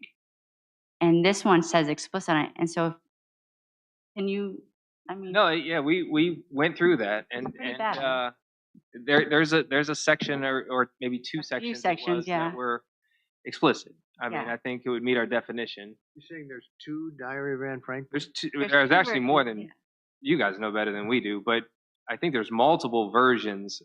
There's even graphic and so on. But anyways, there's the PG version, maybe is what you call it, and then there's an explicit version as well that has a section of her describing her parts, and then something about. It's okay. You don't need to go. Yeah, I don't need to go. I know you don't want to hear that. I understand. And it was long. It wasn't like just an excerpt. It was a pretty long. Oh, no. But I would have done that. I would have done like, oh, it's good. We talked about that. Like we would have never even looked at that book and thought anything. Because of the title. Yeah, like But anyways, so then I was like, well, that's an easy mistake. But then I asked Ed. I was like, Ed, I'm kind of done with this committee thing. I'm just ready to move on, like with the policies in place and stuff. And the concern is like we have people who aren't going to stop appealing these books, right? Would it be easier just to have a committee for the books that are appealed or that are in question? I think that's what Ms. Hoover was saying, the same thing. Well, that's because we talked about it. Okay, no, that's what put she you said. guys on the spot. I know it's a lot. I mean, how are we going to handle that? Yeah, why don't you wait a minute? Okay, I will. Let everybody. What does that look like now? Like, because you know what I'm talking about, and I agree. We should, but I wanted to talk to Mr. Frank first. What is being described by Ms. Davis and Ms. Hoover? Would that meet your idea of having a committee? In other words, they would still have the books, they would post them publicly, but then if there's a complaint about one of them, it would go to the committee. So the committee would only deal with the public that's complaining about a certain book. That's a little different than what you described. Yes, and no, I would rather have a committee before we ordered the books. All right, so it's a different concept. Well, it would still be before we ordered the book. So what I'm thinking is we push the list out, kind of like what Ms. Hoover was saying, and then we solicit feedback. We can push it out through communication and make sure that as many people know it through social media and everything else. Hey, it's book ordering time. These are the books that we propose to order, beautiful list that they put together last time. Solicit feedback. And if we're receiving feedback that is questionable, then that's the books similar to where we are right now. We put the order out there. We approved 49 of the 50 books, and there's one book still hanging out there. Right now, that committee would be pulled together to evaluate the questionable content, the questionable books, But I think, Mr. before we order it.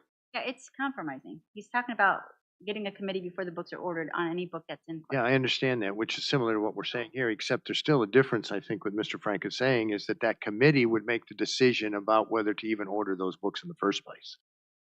Is that what you were Order saying? that, yes, That particular book. that particular book, Okay, but the rest of the books could be decided by them to what they wanted to order. as long as they're age appropriate and grade appropriate. Okay, so then it is the same. So that the librarians would order the books, and then anyone that is complained about would go to the committee before the books are actually ordered. The list would be there, and then if somebody complained, like Dr. Boyd said, I think they said the same thing. If one book is there that someone has complained about, that book then would go to the committee Okay. before the order's done. But the committee would not make decisions about all 50 books. Is there a way? That's manageable for even the committee. Well, let me ask before any more comments, we let the librarian speak. You understand this last thing, we're going to, everything would remain the same, except there would be this small committee that if there is a complaint, it would not just be the two of you deciding, it would be the small committee deciding about that particular book. Is it multiply things? Is that better? Is it worse? I really like to hear your opinion. I think it's a good compromise. And I also think that it would get any complaints on your radar quicker rather than later. It would probably also take a little bit of pressure off you guys if there was a committee deciding that particular book. The only thing I was worried about is I didn't like the idea of a committee even sitting down with you and ordering the books because they're not librarians and all kinds. I just see issues with that. I think I agree, listening to all this and what we just discussed at the end, I think that could be valuable, especially listening to the two of you. Well, my question is there a way to make the comments or the objections or something public? So this list, when somebody submits a form, can the public see that somebody's questioned that book? So it's not, it's not a secret, it's out there. Yeah. I think that would. Wow. We couldn't I don't think we would want to put their name. No, we wouldn't, but we could put it, we could put an I think we should asterisk. have- That's We what I could just put an said. asterisk We need to next have to the But we book. need to have a cutoff date, obviously, for, Well, it would be right now, it's 15 days if we wanted to talk that about list that. would be up for 15 days, and if someone complained, there'd be an asterisk by it, so the public would know, and there could be something at the bottom. If you see an asterisk, then that book is being deferred to the committee. And then once the committee convenes and decides the fate of the book, then we either go forward with purchasing it or we don't. Stays at the committee and it drops there. Correct. And that's another thing There's no too, is that it appealing. stays at the committee, making it clear that that's the final decision. Because if we're gonna have this committee, let's make it There's no valuable appeal for to all of the us. decision. That works for, Yeah. that, I have no problem with that. Let the committee make, now, of course, the problem is choosing the people on the committee. Well, is that makeup approvable? Because we can certainly pull together those folks. Sure, I think it is, but I mean, I'm not sure we need a school counselor on here, Yeah. We can do our own. I mean, we put it with the. Well, if you want to work from that list and give us any suggestions, then we can So certainly. read it one more time. I know you've read it twice. Sorry. School administrator, school counselor, literacy coach, media specialist, 3 teachers, 1 parent.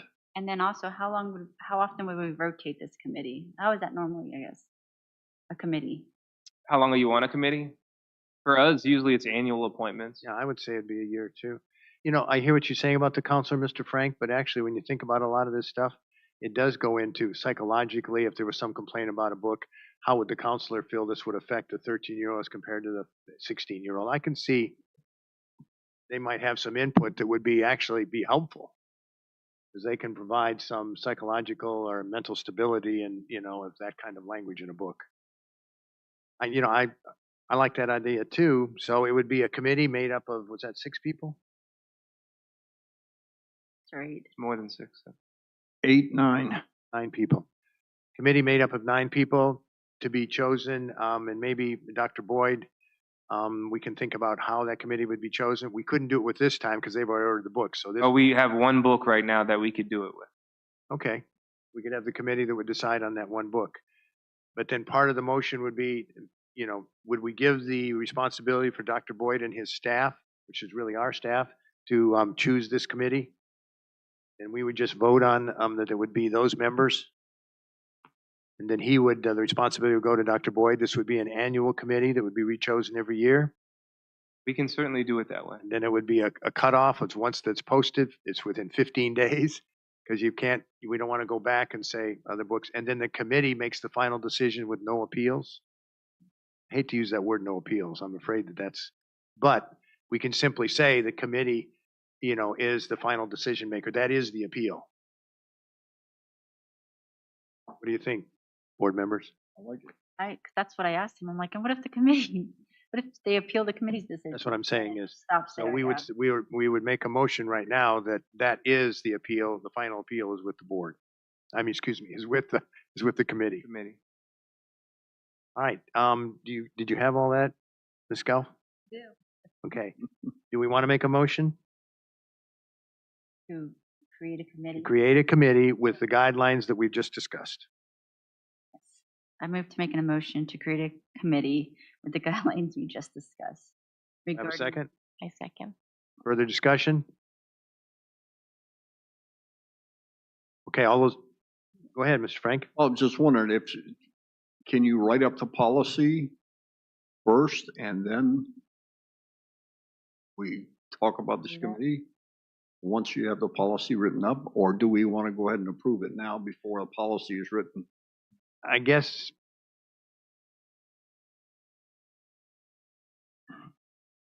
Or not written but changed what I'm because we got to fearful add of is, 2 hours. again, when you think about all what's going on with choosing the new board member and that, we wouldn't come back to this for probably until November.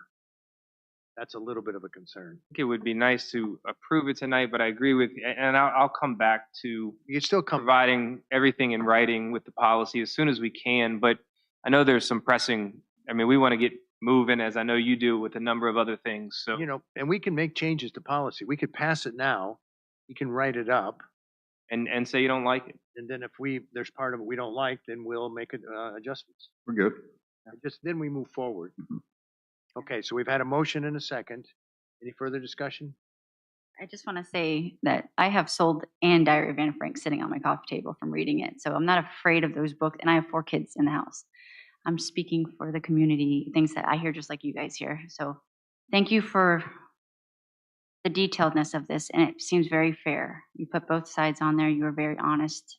At first, I didn't know if you did or didn't, or not you, but as I was reading it, but hearing you come up here and speak, it was very fair. And I appreciate that. Thank you. All right, any further discussion? All those in favor say aye. Aye. Aye. Oh, okay, chair votes aye, passes unanimously. I also want to thank you. You did a tremendous amount of work. Thank you for asking those questions. When you asked those couple of questions, did they think it was kind of weird you were asking, or they thought it was fine? No, they thought it was fine. Okay. I think in recent years, those kind of questions become more commonplace. Have they? Okay, good. Well, thank you for all of your work. We appreciate you. We respect your professionalism and through this entire process, because it hasn't been easy. I know, and it hasn't been easy for anybody. I'm talking about the community, the board, librarians, the administration, the school board offices. We've all been involved with this, and so I thank you for your part. Mr. Chairman, other than Dr. Boyd, are we done with the books thing? I hope so. Like next board meeting, we can. Yes, we're done. All right, let's move on right now, considering that. Thank you, ladies. Yes, thank you. All right, next we have policy manual updates. All right, you've got quite a few there, but you'll start to see that we're sticking with the same trend that VSBA is updating some grammatical changes and some capitals where there used to be lower cases and so on. So we can go through these, I think, rather quickly. If you want to just, I think what we normally do is we'll start with the first one, D, G, D. This is funds for instructional materials and office supplies. This one did have one substantive change. These are the 2 funds that we provide to each of our schools instructional materials and office supplies. And all this is saying is that there's a second person at the school level that can sign for these checks, one being the principal, the second being the financial secretary. That's the only change there. Rather than being a designated person, it specifically identifies them. I like that too, because the financial secretary obviously has more background in finances and accounting, so that's a good, I like that. All right, do I have a motion? I move that we approve policy DGD as presented. Have a second. Any further discussion? All those in favor say aye. Aye. Aye. Chair votes aye. Motion carries. Next one, Dr. Boyd. DJA, Purchasing Authority. This one was just reorganized by VSBA for more clarity.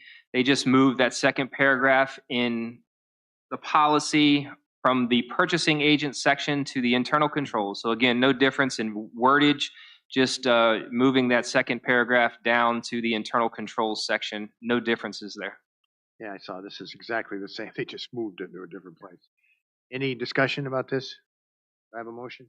Make a motion that we approve policy DJA as presented. Second. All those in favor say aye. Aye. Chair votes aye. Passes. Next one. DJB, this is petty cash funds. Again, this is one of the policies where the VSBA has decided that school board now needs to be capitalized. Do I have a motion? I move to make a motion to approve DJB as presented. Second. All those in favor? Aye. Chair votes aye. Motion carries unanimously. Next one. The next one is policy DK. This policy is titled Payment Procedures.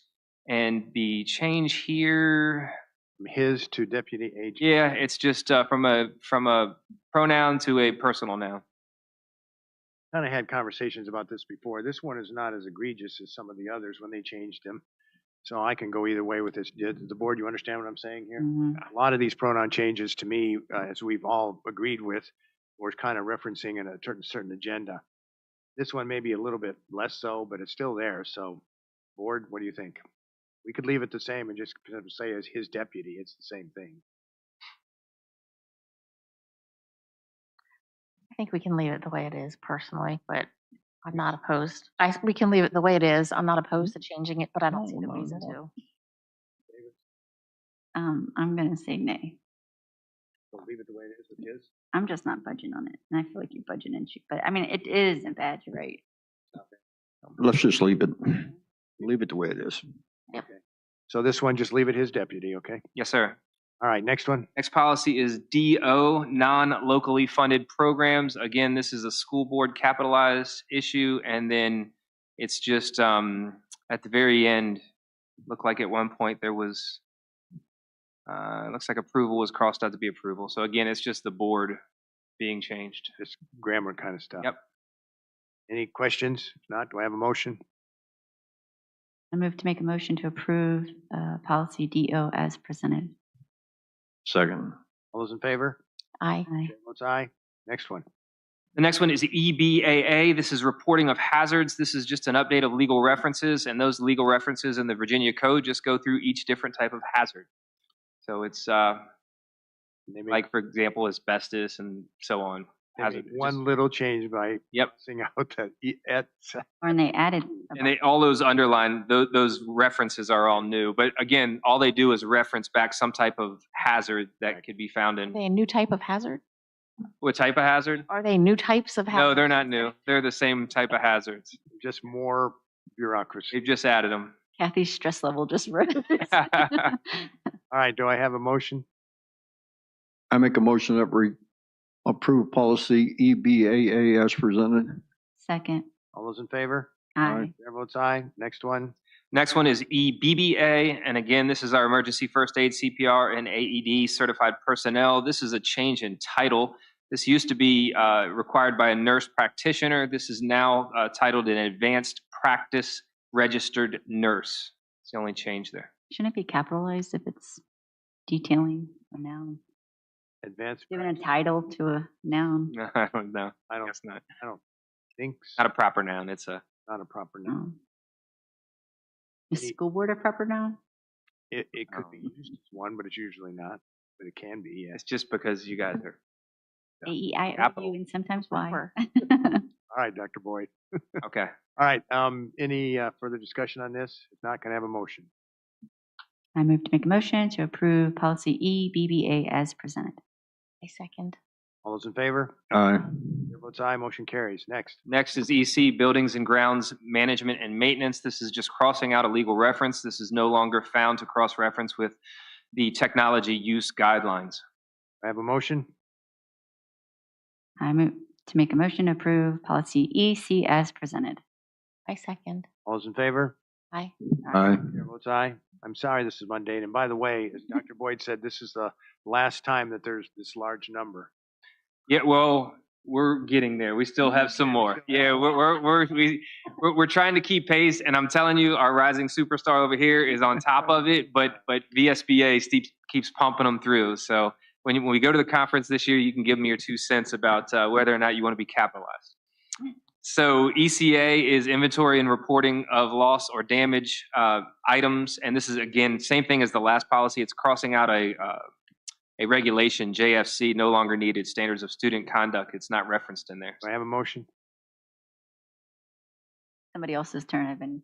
I move that we approve policy ECA as presented. Second. Second.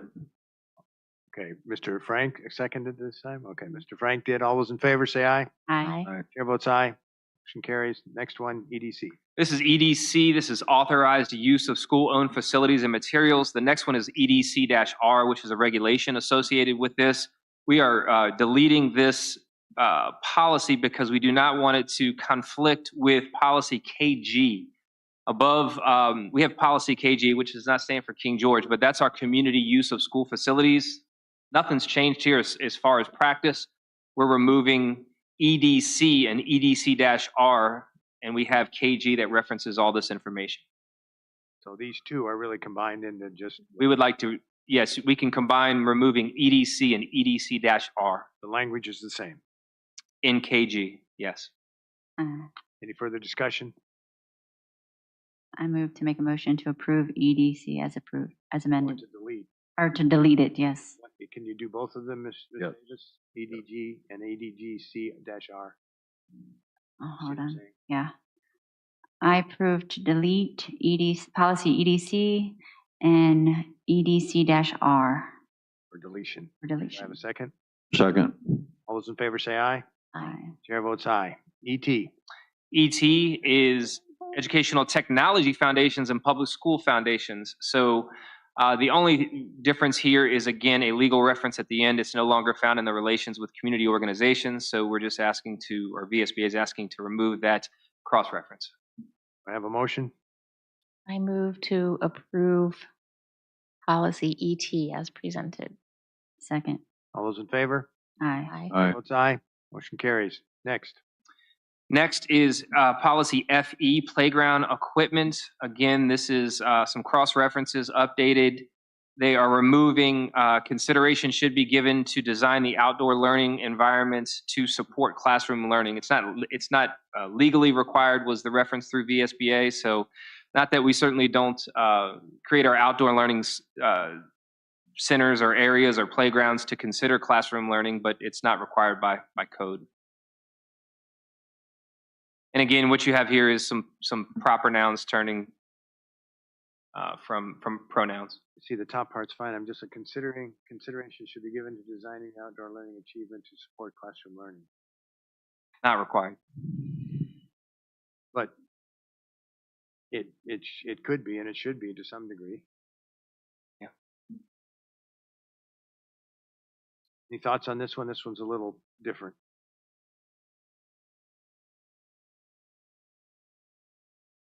I'm hearing blank. Well, there's other changes that are necessary, but Yeah. you know, taking out the consideration part, deleting the things are fine. I mean, I guess I'm okay with changing it.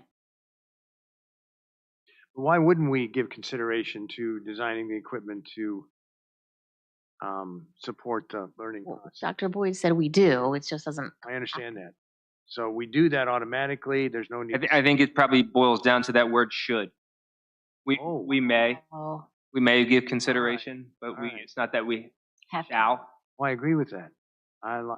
Personally, I hear from the rest of the board, thank you, Dr. Boyd, because the idea I liked, but I do like the word may instead of should. Should is telling we should do it. Consideration may be given to designing the outdoor. I don't know. What do you think, board members?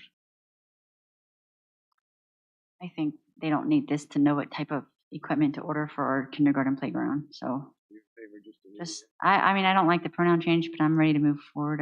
It's fine. I move to make a motion to approve policy FE as presented. So leaving it as is. With that. No, I mean, just they can do their crossouts, unfortunately. I mean, why are they, do you see any reason to cross any, like? I'm honestly indifferent about it, whether it be in a proper noun or I mean. No, I'm not even talking about that. I saw that. Yeah, but I mean, and to cross out or to change that to may, I don't agree that it should be should, because that implies that we have to. If we cross it out, we obviously wouldn't have to at that point, and if we turned it to may, then it would be a consideration that we're putting in policy that we may do. I'm indifferent about it. Consideration may be given. To me, consideration should be given means you should if you're going to make, but it still doesn't, it's not a have to, it's you should. You should go to the bathroom before we go to the park, kids, but you don't have to. Yeah, usually in policy, that's a I mean, should or shall kind of means that you're going to do that. Okay. I mean, I made a motion to keep it, or not keep it, but whatever changes they made is fine for me. Whatever changes we just talked about, Ms. Davis? Or just leave it right now. The We'll changes leave the it exactly. VSBA gave us Okay, so your motion is that you want to approve this just as it is. as presented, yeah. I mean, Okay, do I have a second? I second. Any further discussion? I do like the idea of changing should to may. It's a small thing. Yeah. Well, you've already made a motion, so you want me to redo it? we could make an addendum to the motion. Okay. All right, Mr. Chairman, I'd like to make an amendment to the motion that we change should to may. All those in favor of the addendum? Or do I have a second for the addendum? Sorry, a second for the addendum. Sorry about the Robert's Rules of Order. Do I have a second for the motion for the addendum of changing should to may? Well, I'm going to be difficult. If we're okay. going to make that, if we're going to make that change, then let's just leave his or her and not change it to the principals. Well, I see that, but it actually simplifies it. When we're doing this in honor of Matt. Right? That, to me, I'm going to look at it for what it simplifies it. Principle. Okay. But yeah, I don't disagree. I don't. Okay, so are you seconding the addendum? I'll second the addendum that Mr. Frank made. Motion to approve this as it is with the change of should to may. Correct. Any further discussion? All those in favor say aye. Aye. Chair votes aye. Motion carries. All right, with the addendum. Okay, next one.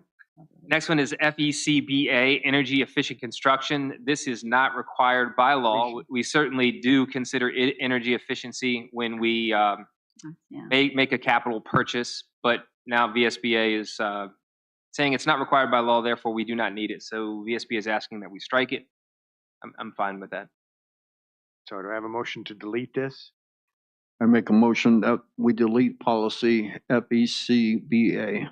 Second. Any further discussion? All those in favor say aye. Aye. Chair votes aye. I'm sorry. Aye. Chair votes aye. Motion carries. All right. FFA.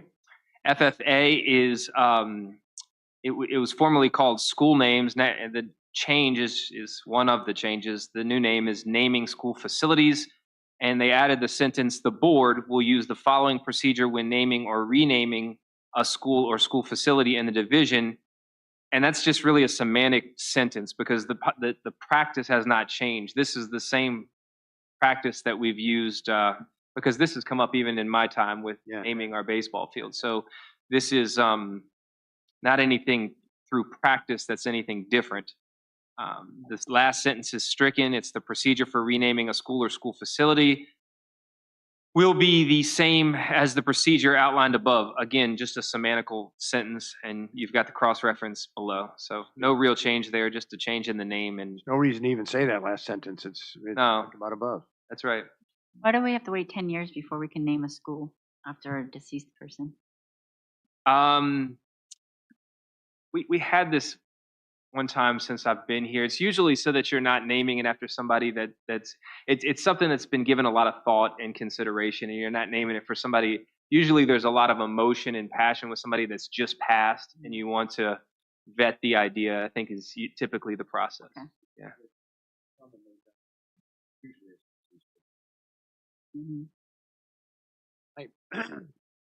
I do have a question about this, and it's the general, obviously, this is fine like it is, but I do have a question, and as long as it's here.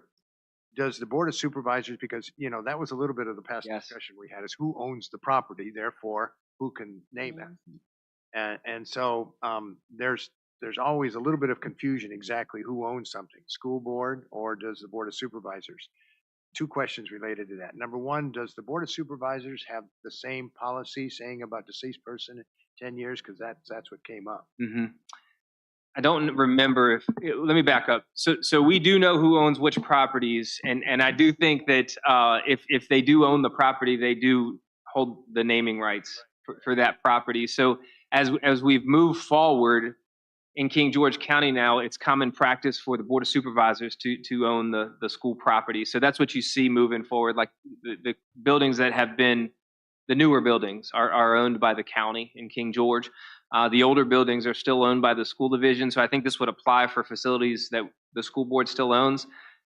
I'm trying to think back to this conversation. I don't recall the Board of Supervisors, and again, this was the previous administration. I don't recall them producing a policy of their own that was similar to this. And again, that's entirely their right to decide. I'm not sure if they had a policy. I don't believe that we saw one. That's almost a moot point. And a lot of this is because this only pertains to school board owned property, which is only the older buildings and older property, which the concept of us changing that before we build a new building is very small. Yeah. All right. I just wanted to clear that up because this was discussed. So most of the time, this is almost a moot point, but I don't have any problem with this.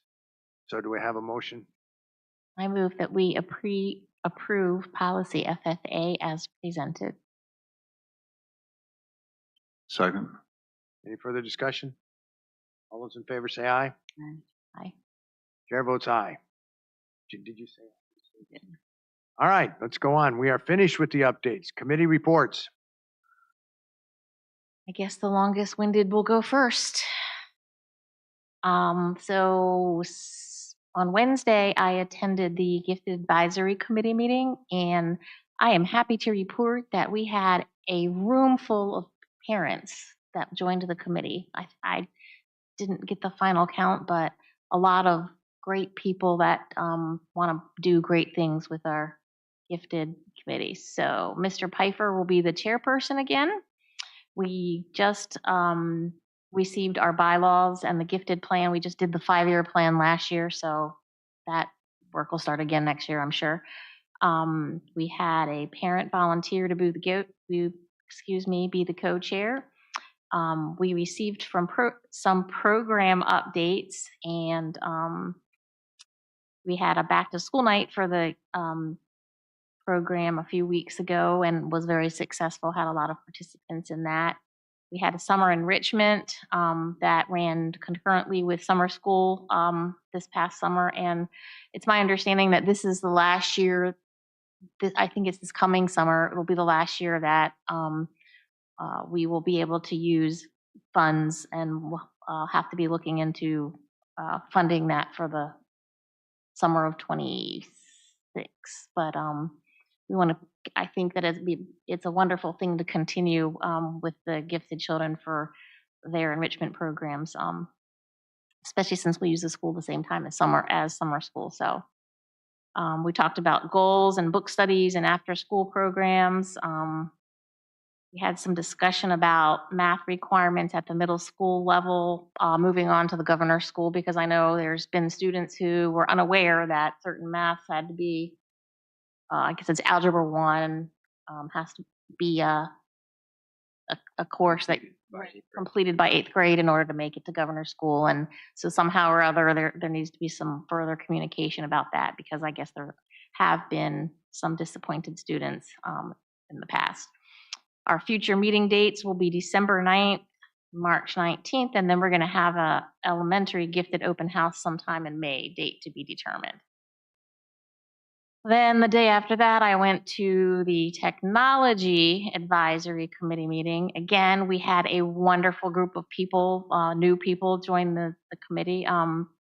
Room was full. I was only able to stay for 30 minutes because I had to go to the next meeting that I'll tell you about. But we had, let's see, an overview of the the technology department's roles and responsibilities. And we had some hot topics at each school.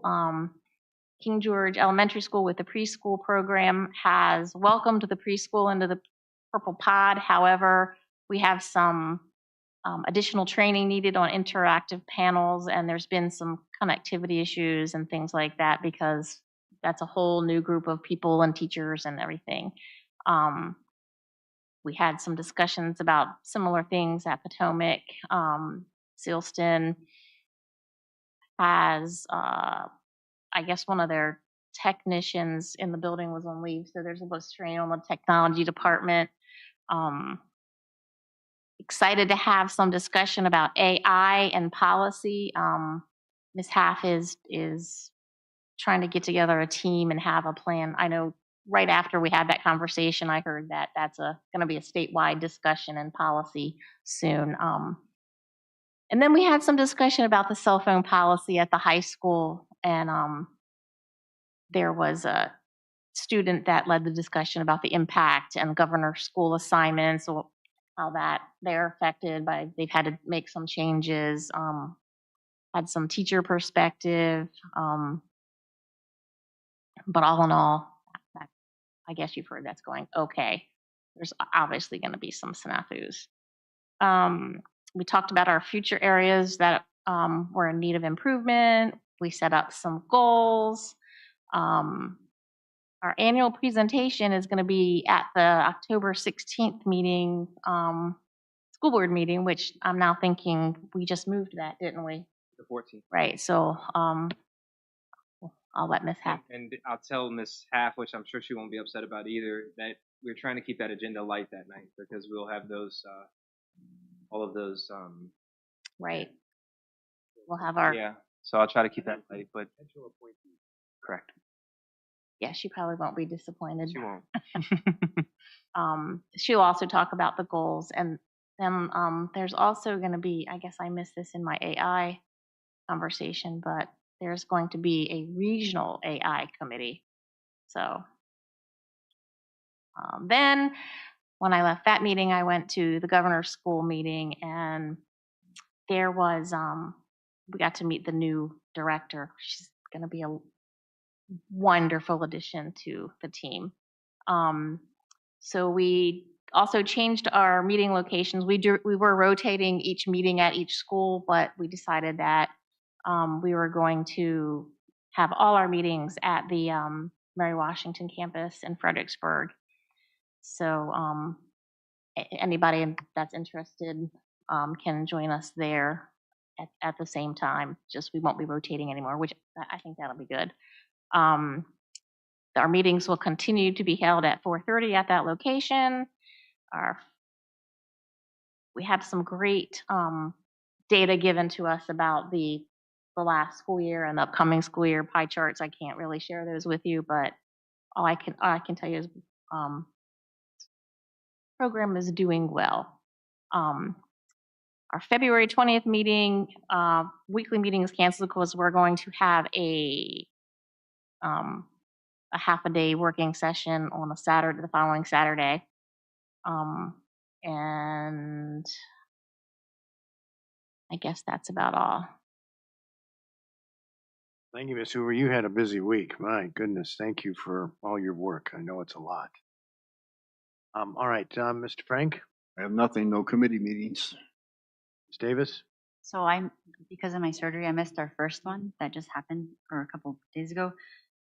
So I don't have anything to say about that right now, but I'll be at the next one. Okay.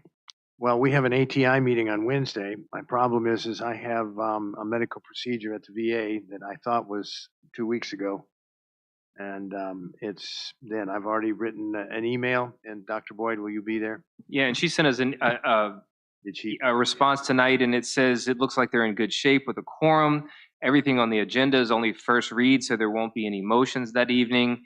And for your convenience, she'll forward any feedback and any possible considered changes. And that was it. She said she thinks we're good, and she hopes. What he's surgery referring to is I recovery talked goes well. about the procedure, and I would be home by about 4, but probably not, because it is a medical procedure and I will have had anesthesia, so probably not doing too well. But I did tell her if she needed a quorum from my house, I would log in and hopefully do that. I'm glad that she doesn't need me. All right, I don't have any other committee reports except for that one. Okay, Dr. Boyd, you have superintendent's report. Yes, sir. I'll be brief. Last week was also a very busy week for me. We had the superintendent forum on Tuesday.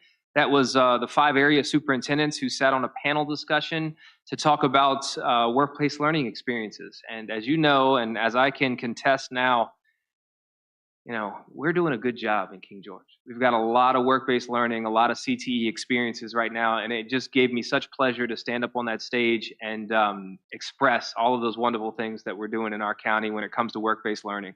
So that was a good time. I had my first RCC board meeting. Again, that was very successful. Everything went smoothly there. Thursday was the Region 3 superintendent meeting. I can tell you a lot of the things that are going on in King George are going on in many school divisions, which include school threats. As we know, we've dealt with a couple last week, and many school divisions across the Commonwealth unfortunately dealt with the same thing. I can tell you, and as I'm speaking publicly right now, I know that this is an issue that we don't take lightly. So I've spoken with our administrators. As you all know, I've pushed out a video to talk about how we handle school threats. And it's not a situation or a behavior right now that we have any remote leverage in taking lightly at all. So any type of threat is not only on the school level is taken with the utmost serious response, which typically begins with a 10-day suspension and then goes from there, but also legal action is also part of that consideration as well. So we want to move forward, and we want to make sure that our students have a safe place to attend school. So we certainly are trying to curb any of those type of situations that would result in any future disruptions to the day. I will tell our community that regardless of what the threat may be, we are taking them all extremely seriously. So when you do see extra police presence, extra sheriff presence at our schools, all of that is always done out of an abundance of caution. We certainly put our students' safety paramount above everything else we do. So we certainly want to make sure we're doing everything possible to make sure that we have a safe environment when we have a situation similar to a threat. So moving forward, the referendum is in the near future. We all have talked about this a number of times. I can tell you right now, and I can tell our community that we do, through the support of Ms. Higgins, have a dedicated web page now. If you go to the King George County Schools web page and click on school board information, you will see a page dedicated to all of the information associated with the referendum. It'll talk about what the referendum is. It'll talk about what it would mean to the school division to receive the referendum, why this question is posed on the ballot, some of the data associated with making an informed decision, the current capacity of our school buildings. All of that information is there, and there's also an opportunity at that location to ask any additional questions you may have after you review that information. So moving forward, again, we've taken legal counsel. Our approach on this is one where we're not, in a position, nor should we be, to encourage anybody to vote any particular way. But our responsibility is to educate our community on what it is that the referendum is asking of our citizens. So that's available for review now. Our superintendent advisory meetings are underway, and they're great this year. This was a new objective in our strategic plan, if you remember, and we have already done a student advisory committee. Tomorrow night is our first parent advisory committee, and later on this month will be our first faculty advisory committee, and it's where I can solicit a lot of information about current issues that we have in the community through those different stakeholder groups. So thank you all for for participating and those that have participated. And finally, I know the board members have received a number of emails, as well as I and individuals at the school board office, about the 70-30 current grading policy approach. So I just wanted to provide some clarification and really where we are in that process. So you've heard it mentioned a few times. This is it's not a policy. It's really a practice that's associated with it being initiated at the building level. Both the middle school and high schools are employing this method right now. And to be honest with you, it's not a huge change from what's been done before. What was the intent behind this was to really create some consistency with grading practices. What we were seeing, or what the building level administration was seeing when making this change, was that, let's say you teach algebra, or we have 5 teachers that teach algebra. We were trying to strike consistency in grading so that one student that took algebra with teacher A and one student that took algebra with teacher B had similar grades based on the same grading approaches. So in short, we're trying to strike some consistency with our grading practices. The 70% product and 30% practice is broken down really in the sense that our responsibility as a school division is to make sure that our students master content. We need to make sure that they understand the content before they move on to the next course, or really matriculate from that course. So the focus on the product in the 70%, that has to do with not just with tests and quizzes, but anything that creates some type of product, portfolio, presentations, anything that results in some type of product. That's the 70% weighted in. The 30% weighted in is practice. This is like homework. This is like classwork. This is like group work. This is things where you're practicing the content. And then really, just like with any college class or anything like that, you can practice. Your grade typically is going to be based on how well you master that content. And that's why it's a higher weight right now for the product. Again, the idea on the front was just to make some standardized approaches. We're continuing to meet with and talk with the building level administration, as again, this is a practice coming through the buildings, instruction department, assistant superintendent. We're all working with the buildings on refining this. I know right now on the front end, there's some question about how this is going to look. Keep in mind, this is a work in practice right now because we don't have grades yet. We're still very much on the front end of this. We just had interims Friday of last week. We're working towards our first report card.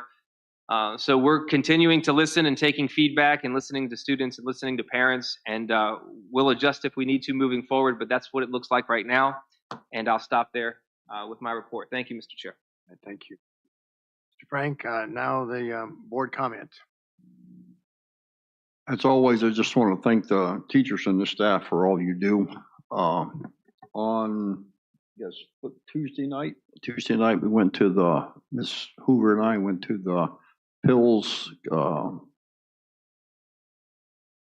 class, I guess, at the high school, and it was all about fentanyl and what they're putting that in. It's a shame there wasn't more people there. There's only like 10 people, but there was, a few people there. At that, the lady who was giving the presentation mentioned that the Narcan, they passed that out. It's not Narcan now, it's, here it is. It's a naloxone.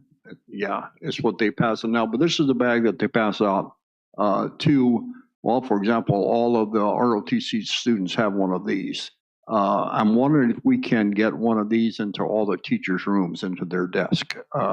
Really, really simple to do. It takes all you got to do is squeeze inhaler, and that's it. It may save someone's life if we can make that happen. I don't know whether we need to change our policy on the drugs and tobacco or not. It may have to something go in there, but we can work on it. Dr. Boyd and I went to their reverse career fair, which was really great. It's some outstanding students giving some really, really good presentations. I keep going back to one student, I won't mention her name, but as a 10th grader, at the end of her 10th grade sophomore year, she also received her associates from RCC. So, I mean, we've got some students that are really doing a lot of fantastic things. After that, I went to talk to some teachers and went into a couple of classrooms and, asked if they had any questions. Phones were not a problem. They pretty much have accepted the phone policy. It seems that way, and that's going well. They were really concerned about the 70-30 policy that Dr. Boyd just talked about, and stress that is putting on them. So we may need to take a look at that somewhere. Since that's our responsibility, we may need to take a look at that. Okay, that's all I have. Davis? Good evening. So in September, I went to the Education Foundation venue at Back Porch, which Dr. Boyd went to, but we went different hours. That was fun. We were celebrating. Oh, I erased what I had. But they have like what is it called? Fox's Mart now. Fox Mart. Fox Mart. They work with the STEM teachers, providing supplies to the STEM teachers and what they. Anyways, it was 10 years, celebrating 10 years. And that was a lot of fun. And then we went to this Saturday, we went to the Ralph Bunche Museum Day. They had a phenomenal band there. I mean, it sounded like you were listening to a record on the radio. It was awesome. But we just wanted to show our support. They want to open a museum there and some other things.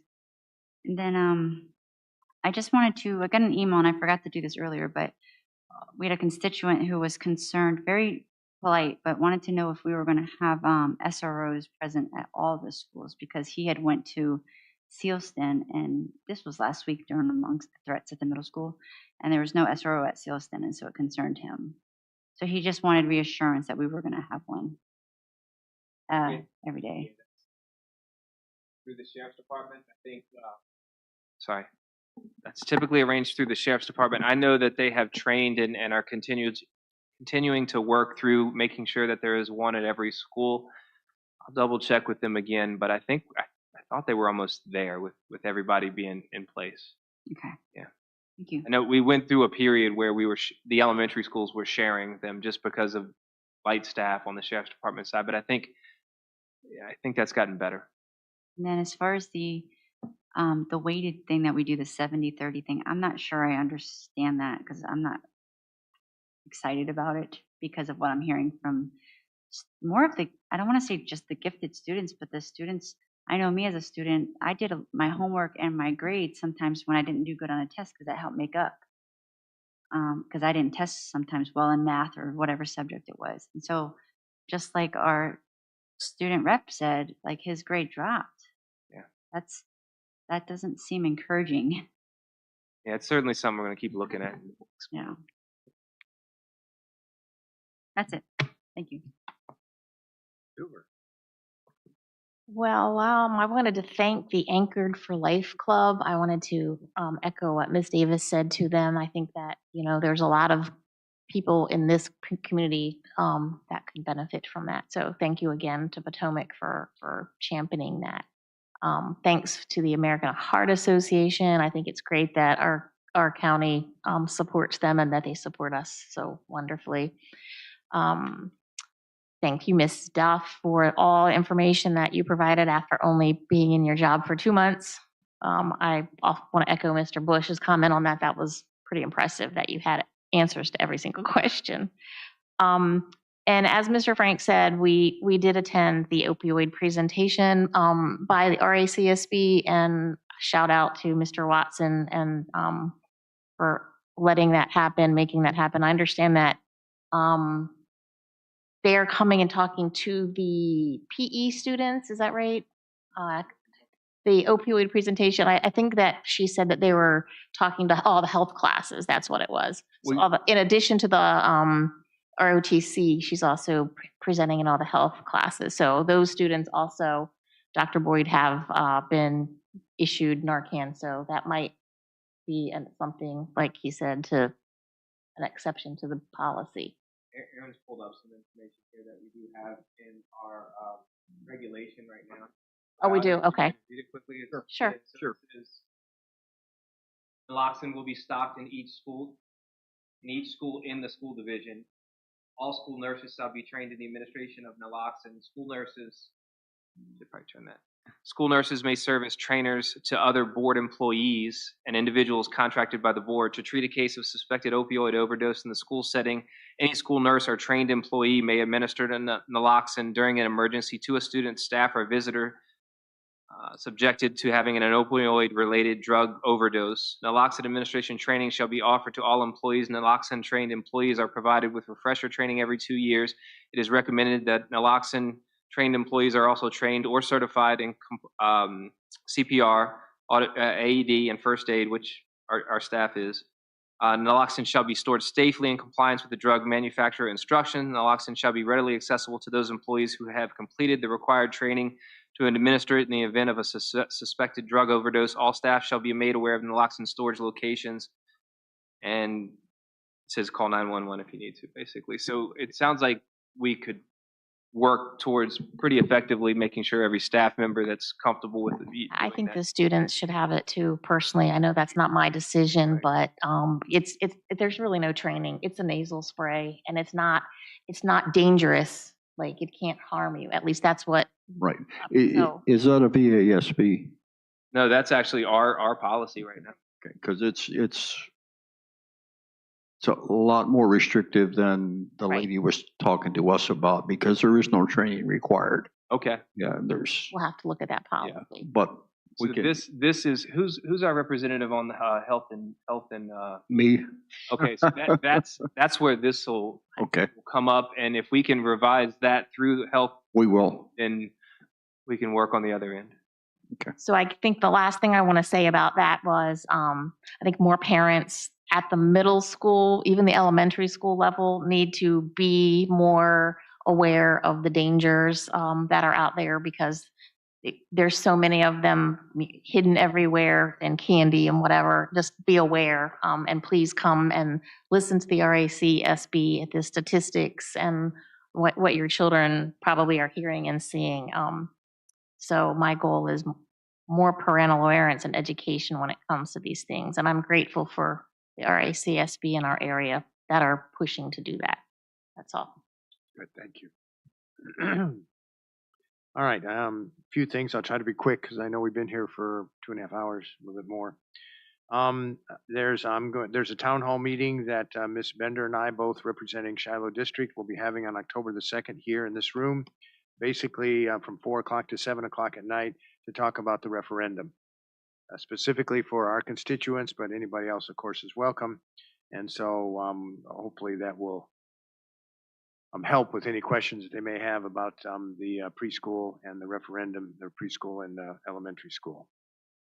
I attended, was invited by the governor's class, the government class, Miss Anderson, I believe is her name. And it was very good.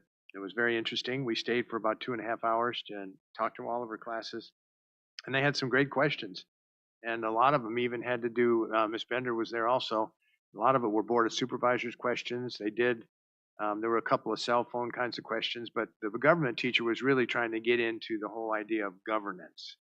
And they did ask some pretty good questions. Anyway, it was very enjoyable. And after that, I visited several classrooms and was very impressed with what I saw. Of course, I already knew that because I think we're doing very well as a school division.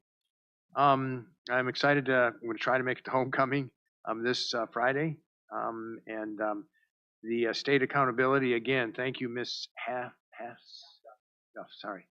Anyway, she did, as I said, compliment her, she did a fantastic job, and it's still going to be a lot of work for all of the division to look at the deficiencies and continue to improve them. The way it was laid out, it makes it a little bit easier for me with the superintendent's evaluation, but I just appreciate all the work that she's done. I appreciated the pledge, Anchor 4 for Life. That was great. That did the pledge. And I think the threats were handled very well, considering they were, I think a lot of people at the beginning thought this was just King George, but no, it was almost the whole state. When I attended the legislative conference this past week, it was mentioned a little bit there, and the legislative conference was in Chesterville. That's right. Anyway, it was very good. There was a senator there and a couple of legislators, and they talked about the current bills that were going to be coming up, and they talked about the governor is going to come with even further clarification for the cell phone policy.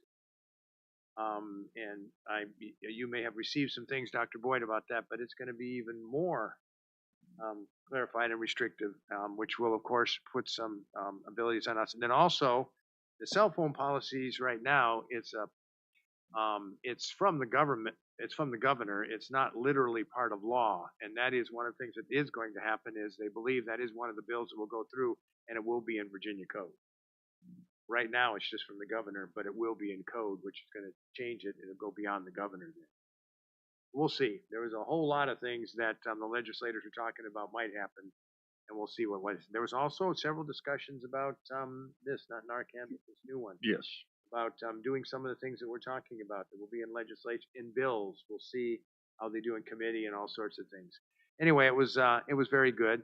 There was a mention, and I'll mention it to the other three of you, that we have been asked officially by an email, and then also by a board member, that one of the board members here would sit on the Eastern Division, what's the name of that?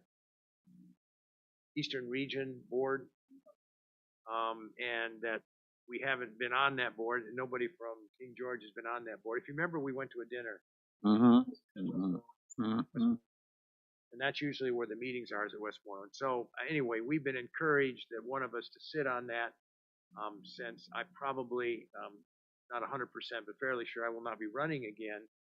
So if I was to volunteer, it would be less than just a year. So it'd be nice for one of the three of you to think about it. I can give you some more information. But if you're even the slightest bit interested, let me know. All right, going on. I want to thank the librarians again. I think they did a tremendous amount of work. Miss Rinko with the externs, that's fantastic. She's always doing such a great job.